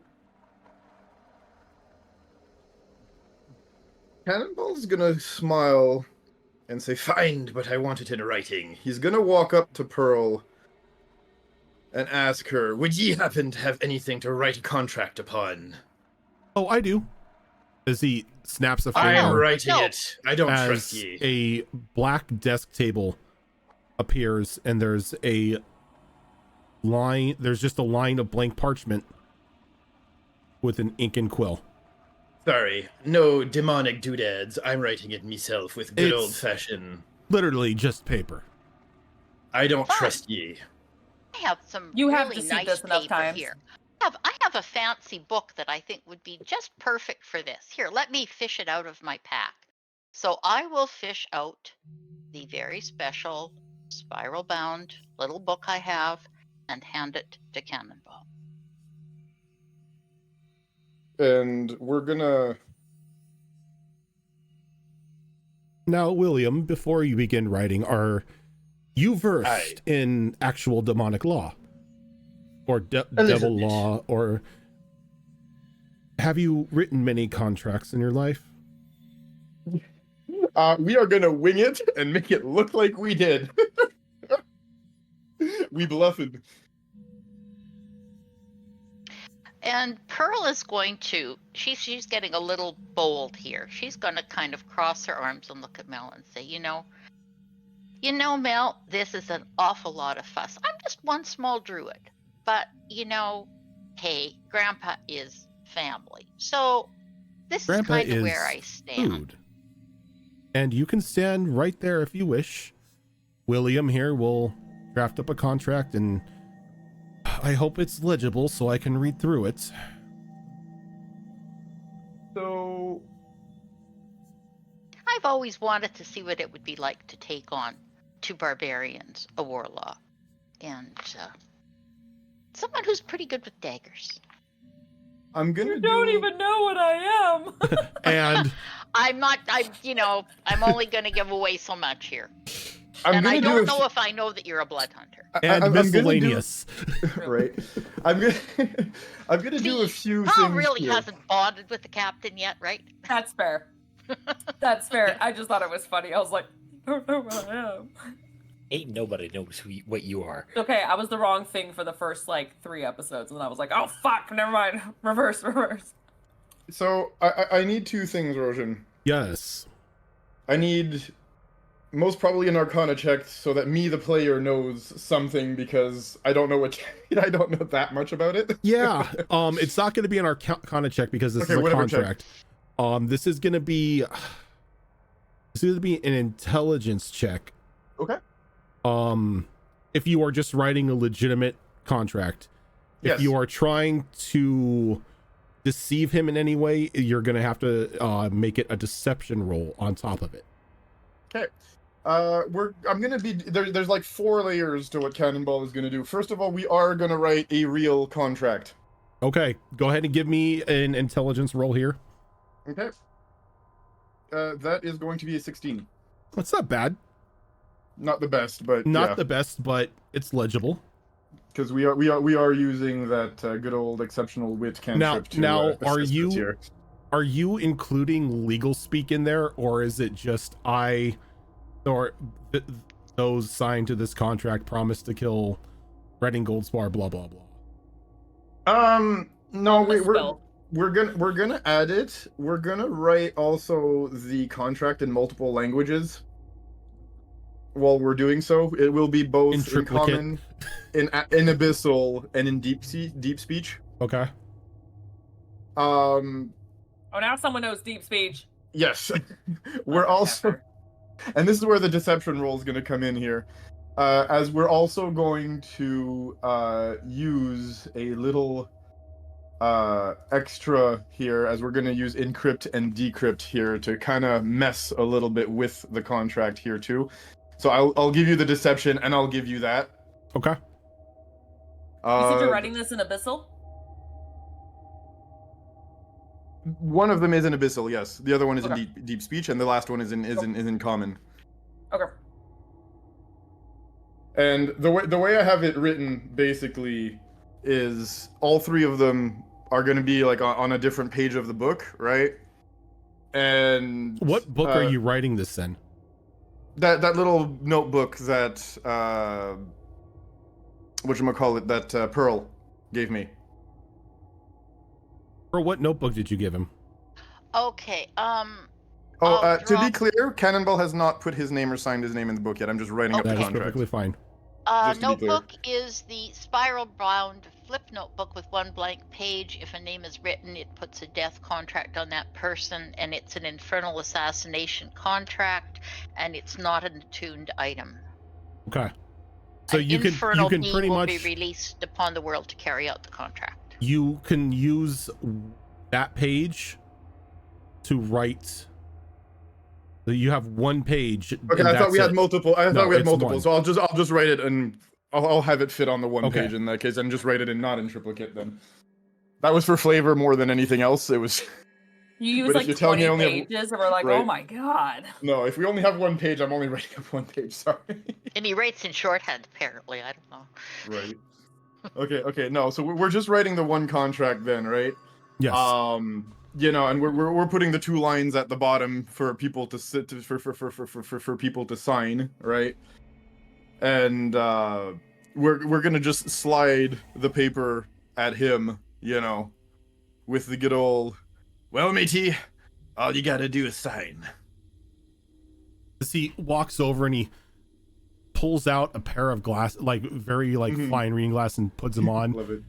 Picks it up and he's That's like, adorable. Oh, the legalese is a little strong on this, but I can make it out. I mean, I don't know why you added habeas corpus into here, but I can't fault you. You are not a lawyer. Now, did you include the name of the target? So that's the thing. The target has to write. So what I'm doing is I'm having him write his own name in it. What I am asking is, did you put Redding's name in the contract? Oh, right. No, we did not yet. As he looks at it, he looks at it, he's like, what I wrote is what 1 target of Mal's choosing, whoever it may be, is how I wrote it. I gave him more latitude to kind of suck him in. If that makes sense. He kind of shakes his head and he throws the book back at you. There's one problem with that, though. Aye. It's too open-ended. The target of my choosing, that's way too broad. I figured you might have other options you may choose. No. Please include the name of my future meal in the contracts. Just say my future meal. No, I wanted to say Redding Gold Spar. That way I can't flip it around on you and say that I have multiple targets. And then make you go. I and did kill mention multiple one people. target of ye choosing, matey. Yes. I hardly think he can flip that on me. Yes, well, we all know that I already want Gold Spar here, so redraft So it. I think that's a little redundant considering I'm running out of space on the paper. As he waves his hand and the contract is erased. Do it again.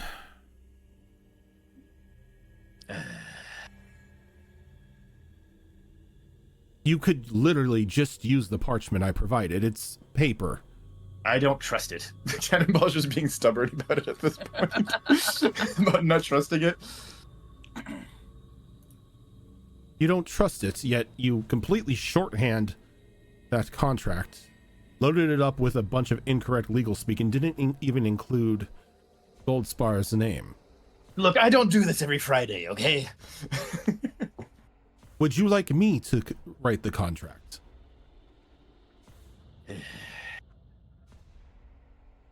I will even use your paper if you wish. Don't let him in your mind. Sure, but I dictate what you write. Yeah, that's weird. And we'll put the names.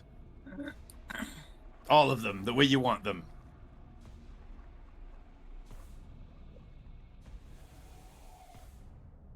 Very well.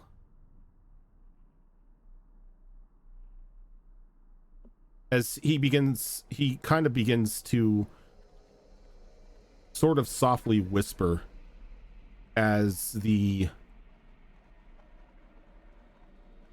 contract begins to be written in a very fine cursive. Cool. And it says, and it just starts off, this hereby binds the two parties, party one known as, or party one, the killers, known as, or hereby known as, and then Matey, wait a minute. No. As I said, I dictate. this is a, I'm fine with the two parties. That's fine. yes, But and I am starting it off as every legal contract is. Yes. You're asking me to write your party first. I don't. That's not how it works. While It is. this is happening, Yes, go ahead, please, because As he- I can only stall him As so you long. can just this whole see his thing- mind melting right now, trying to deal with Cannonball, trying to be like, no, that's not how you write a contract. Write it like how I want it. so And he's like, so that's I while, can not how only it stall works. so much. so while this has been happening this whole time, because Jenka heard and saw like what happened, obviously in the mind, like what's been going on. Jenka's gonna try to see if she can try to complete this symbol. The symbol's gone. The symbol has Restarted, I guess. been the symbol has Restarted. been I mean, wiped away. Yeah, he caught on to what Shara Yeah. was doing.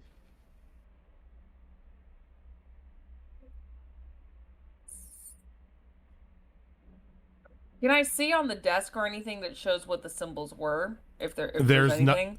Like the desk is thrown all over the place because it got flipped. There are just loose pieces of paper and business documents everywhere.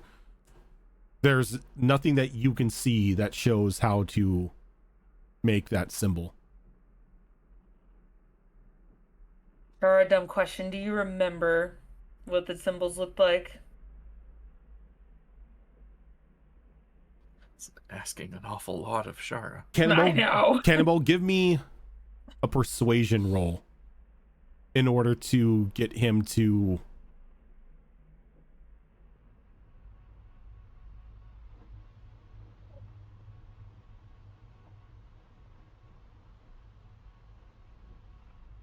You're muted.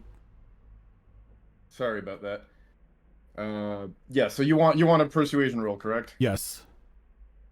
The one thing Cannonball can do very well, thank God. Charisma based, right? Right. +4. And I am proficient, so we are looking at +7. +7. Yep. So that is going to be 18 plus 7. What is 18 plus 7? 25. 25. So you wish me to put my party's name first before yours, even though it goes completely against every sort of binding contract in existence. Oh, so You are... this party offers me this party this thing in exchange for service rendered, aka killing X. Mouth. Very well. I want me dreadnought. Very well. Does your conglomerate here have a name they go by, or do you want me to list everyone's name in order? Oh no, this one's personal. You can just put mine on it. Yeah, I'm not a part of this. Yeah, no. So, as it should be dictated, just so I'm clear, Aye. that you want my conglomerate's name first, and then just Or William Cannonball. aye. No need to drag the crew into this. I represent a firm. Any dealings that I make are through them. Oh, I thought this was personal and ye were eating that alone. Oh yes, but the payment is coming from the firm, so... Oh, you're telling me ye don't have enough personal assets to back up a dreadnought? Now why would I use personal assets when I can just use the company card? Because this is a personal contract for personal food. You're telling me you're going to put a personal expense on the company card? Oh my, what if your superiors find out? We all do it. Oh my, and your boss is okay with that? Jeez. Yes, business Seems expense. like I need a job there. Cannonball laughs expense. a little bit. So, Jenko will say in his am- mind, say like, change it to where he will give it to you personally then, instead of something through the company card. That's what I'm Whatever the hell trying to that do. means. That's Whatever what I'm the hell trying that to do. means. That's what I'm trying to do. so, what I understand is it should say my conglomerate's name of Malavect and Sons. Oh, ye have sons? I am a son. Oh. And So then, you work for your father? yes, it is a family business. Much like So this how one. can you be a By the way, Rogan out of family character, I'm so business if sorry for you how just insufferable he's being right now. I am so appeared? sorry. Pearl looks terribly confused. So, the dealings of Malavect and Sons and William Cannonball. Is that your real name? Is Cannonball your last name? Your surname? Because we need the name. We need the real, we need your actual name. We can't, put William Cannonball and find out that William Cannonball is an alias because we can't really hold you against it. Can I try a deception roll? Yes, you can. Okay. Oh my god. Not a nat one. This is not the time for the nat one, baby. All right, let's see it. Deception +7. What is it? 15 plus 7. 22. Math. 22. Does he see through the bullshit? Your last name is Cannonball. All right. Malavect and Sons and William Cannonball. Oh my god, hold on real quick. As you see it etched in, you see it Oh. etched in there. One last thing before, matey, you put, me name and all that. Well, your name's already there, like as like he asked, but you Okay, don't see anything take effect Okay. as that, So- because William Cannonball is not your real name. True. Cannonball will add, though. Oh, and you put the name of the company and yours as you'll be representing them, yes? No, I just put the company. I don't put that I'm representing them. That's not how it Well- works. Matey, is this something I'm doing personally for ye, or is this something I'm doing for the company? You are being paid by the company, so the contract is between you To do a and the service company. to ye. Yes. So then I'm collecting the soul for ye, then, yes? William, we have been through this. So then If if you I'm wish- collecting the soul for ye, put that in the contract. I don't want somebody else sniping it and then being held responsible for it. Nobody's going to be That is true. sniping it. Don't care, protecting my ass. You know how it works. No, you need I another roll don't, for that? as you are paranoid, William. Yes, I am, It is- matey. I've dealt it with is ye for kind you. before. I don't need someone else doing it. Aye. Or claiming it and then I get the backlash for it. Sorry, I'm protecting me buttocks. Because in a way, So that is pretty broad. Malavect and Sons, by representation of Mal, for services rendered from one William Cannonball. When nobody's putting their real name in the contract. I fucking love it. This is great. For The the dance. summary execution of Redding Goldspar, for the Ooh. price No, he's saying this out loud. to be he's dictating it being as- written as he says it. as determined by payment of, as he kind of like looks at you. What was it you were asking for? A boat? Okay, Roche, yeah, I need out of character 1 second to think. Okay. Okay. Because this is character is cool. Player is like brain working at 400 miles an Yeah. hour right As now. you can see that the text is sort of hovering maybe give the above, others a chance to do something. is for a sort of second. hovering above the paper. It hasn't been like pretty much written. He's pretty much done like a ghost, like a ghost text, so you can look over it to Yeah. make sure that you know it's in perfect, cannonball knees. Mhm. As long as it's his name. To hold him accountable, because for us, that is a loophole. Well, this is also where, like you said, represented by Mal, right? Yeah, MAL. So Cannonball is gonna look at him and say, Full name, matey. Not the nickname. You put me full name, you put your full name. That is my full name. so I actually took some notes on this. The one time I took notes in all of our sessions. God. And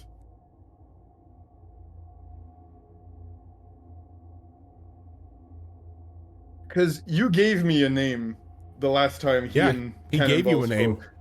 Yeah. I believe the name you gave me was actually his full name, which I believe what I've written down, correct me if I'm wrong, because I might have butchered the spelling with dyslexia and whatnot. But I have Malvolot written down. Mm-hmm. And he actually gave Cannonball that name. He gave Cannonball that name. As he goes, So William, Mal is my real name. So Malvolite be a lie. Yes. Insight check. Go right ahead. God damn it. Love writing up a contract with the devil. God damn it, it's killing This me over poor here. guy Okay. is like sitting here is like, I just want to fucking eat. The poor guy's like starving and we're just dragging it out, making even more pain. I'm so sorry, by the way. 21. 21. I can see bullshit. You can see bullshit, but it sounds like Mal is his real name. Is there a family name with that? Like, do you want fries with that? I'm so sorry. Now, by the is way, your Rosie. 21 why you can see bullshit? No, it's just one of the few characters that actually is proficient in insight. There's no. That's what I meant. I was like, I want to see bullshit. Oh, You hear Pearl screaming in her head, no, no, no, no, no, not Grandpa's name on the paper.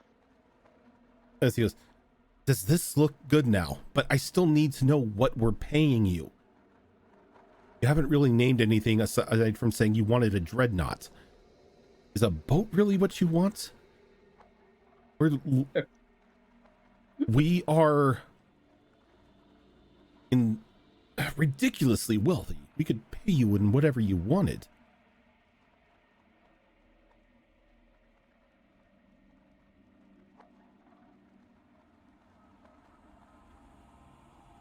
So that actually gives Cannonball pause because he's having a big like, wait a minute, I could have more than a dreadnought moment. You know, when you realize like, Two oh wait, dreadnoughts. you know exactly. You know, it's like he's having a An Doctor Evil armada. moment of like $1 million. Oh wait, no, inflation, right? $1 billion. You know, he's having that one moment of like, how high can I go, really?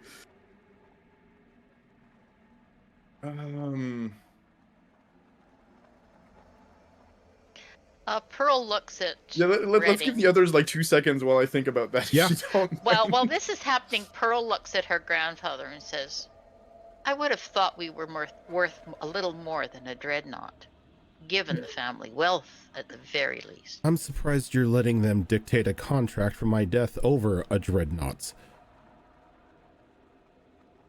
Well, there's that too, isn't there? But I am standing here, and they're going through me before they get to you. So, Why not just try to send that thing back from where it came from? because Kill we'll it. have to deal with it later. We've been trying to get away from it. Every time we think we've got away from it, it just pops up. It popped up on the ship.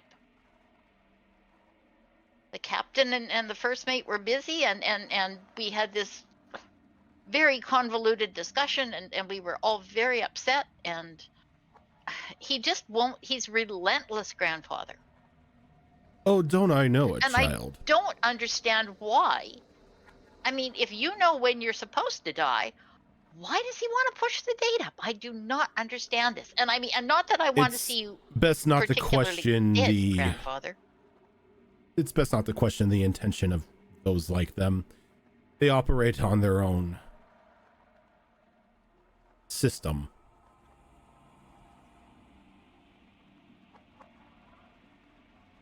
Now, William, I need something to put here. You're muted. Okay, so yeah, just give me 1 sec. I'm just double checking something with everybody else in the team right now, just to because you know I can only stall so long, and now we have to make a decision. So I'm just getting party consensus. Just give me 1 second. The telepathic thing. Can I see if my grandfather is still wearing all his rings? Yeah, it has rings on every finger. Okay. Do I know? And I kind of don't think I do. But do I, by any chance, know what the rings do?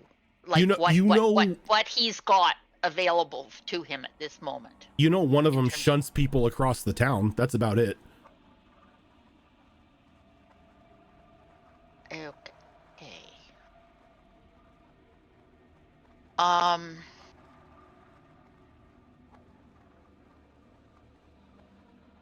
I am going to, in my head, say, maybe Grandpa can just send Mel away?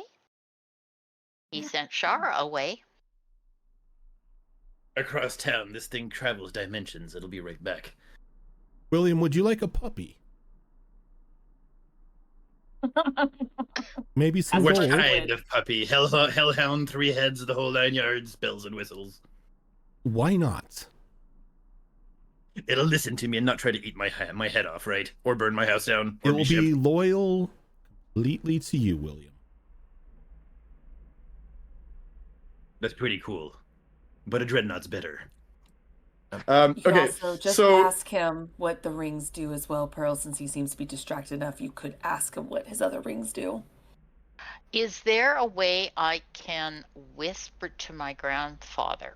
Am I close enough to be able to whisper to him without the others hearing, or no? Or is You're right Mel gonna next. hear You're right regardless? next to him, but Mel has sharp ears, so it would have to be like a stealth roll. Yeah. William, I'm okay, so sort of Cannonball. losing patience here. Yeah. No, I know. I'm just. Go ahead and give me the So Siva. mental. Oh, sorry, Siva. Yeah, go ahead. Alrighty, I'm gonna try that stealth roll to see if I can whisper to my grandfather to ask him if he can get himself out of this, like get himself away. I know he can get others away, but I'm gonna ask him if he can get himself away. So I'll do a stealth roll. Oh, and that sucks. Okay, that's only a 10.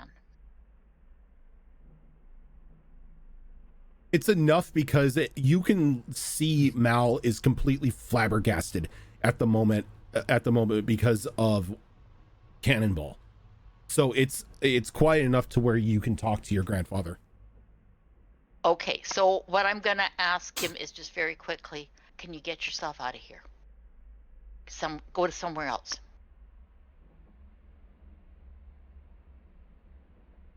I can attempt to get out of the house, but I'm confined to the city. I'm gonna say just do it. Get out of the grounds. Leave the grounds. I can attempt to, but I don't know about the dome that's around the house. Neither do I, but let's try. It's a risk. Try it. And you owe me. If I survive this, I do. Know that your friend is alive.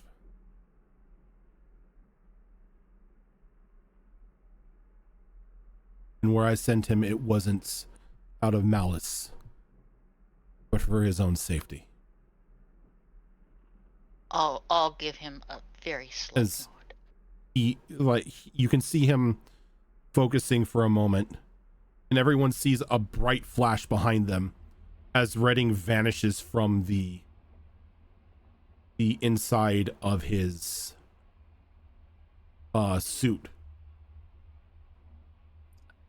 And then there is just an audible thunder crack outside as Mal stops. Well, that was interesting. What was that sound?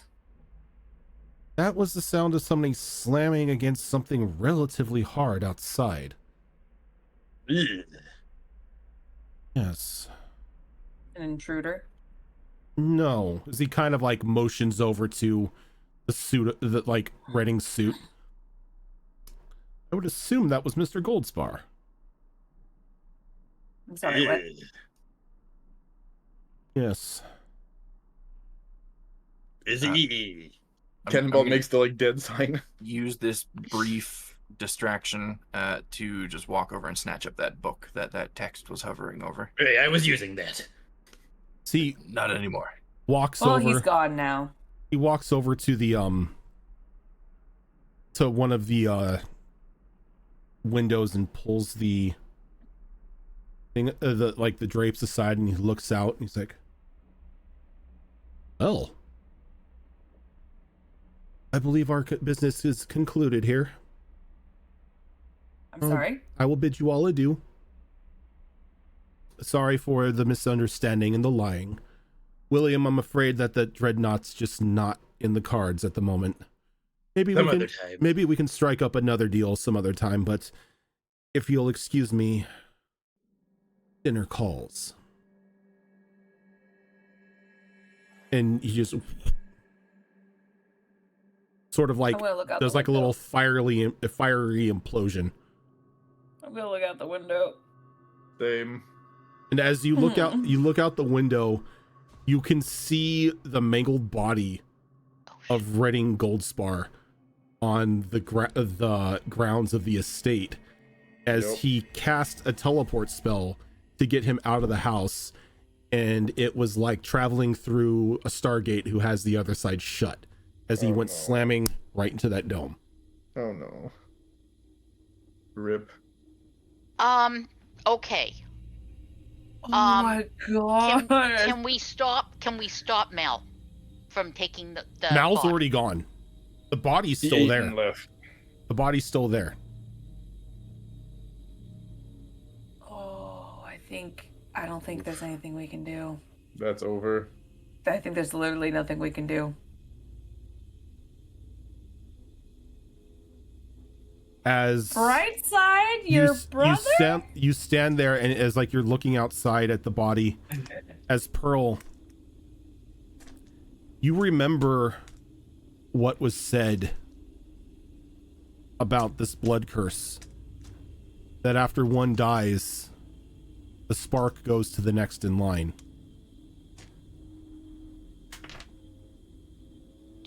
I know.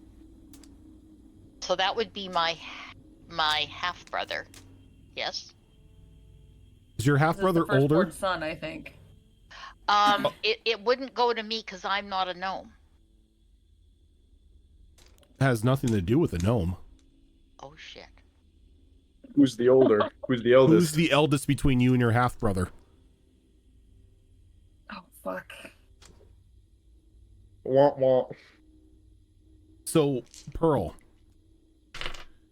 you're standing there for a moment,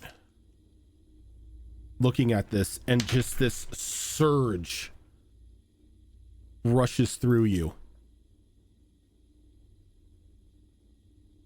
A bit of excitement flaring inside your body as unexplored and unmentioned inspiration begins to flood your mind. As soon as I feel that, I'm You- gonna oh, no, drop you- my concentration. You don't feel this. Even Oh, with thank the God, psychic okay. link, you don't feel this. As Okay. Pearl, you feel that mark of genius being bestowed upon you.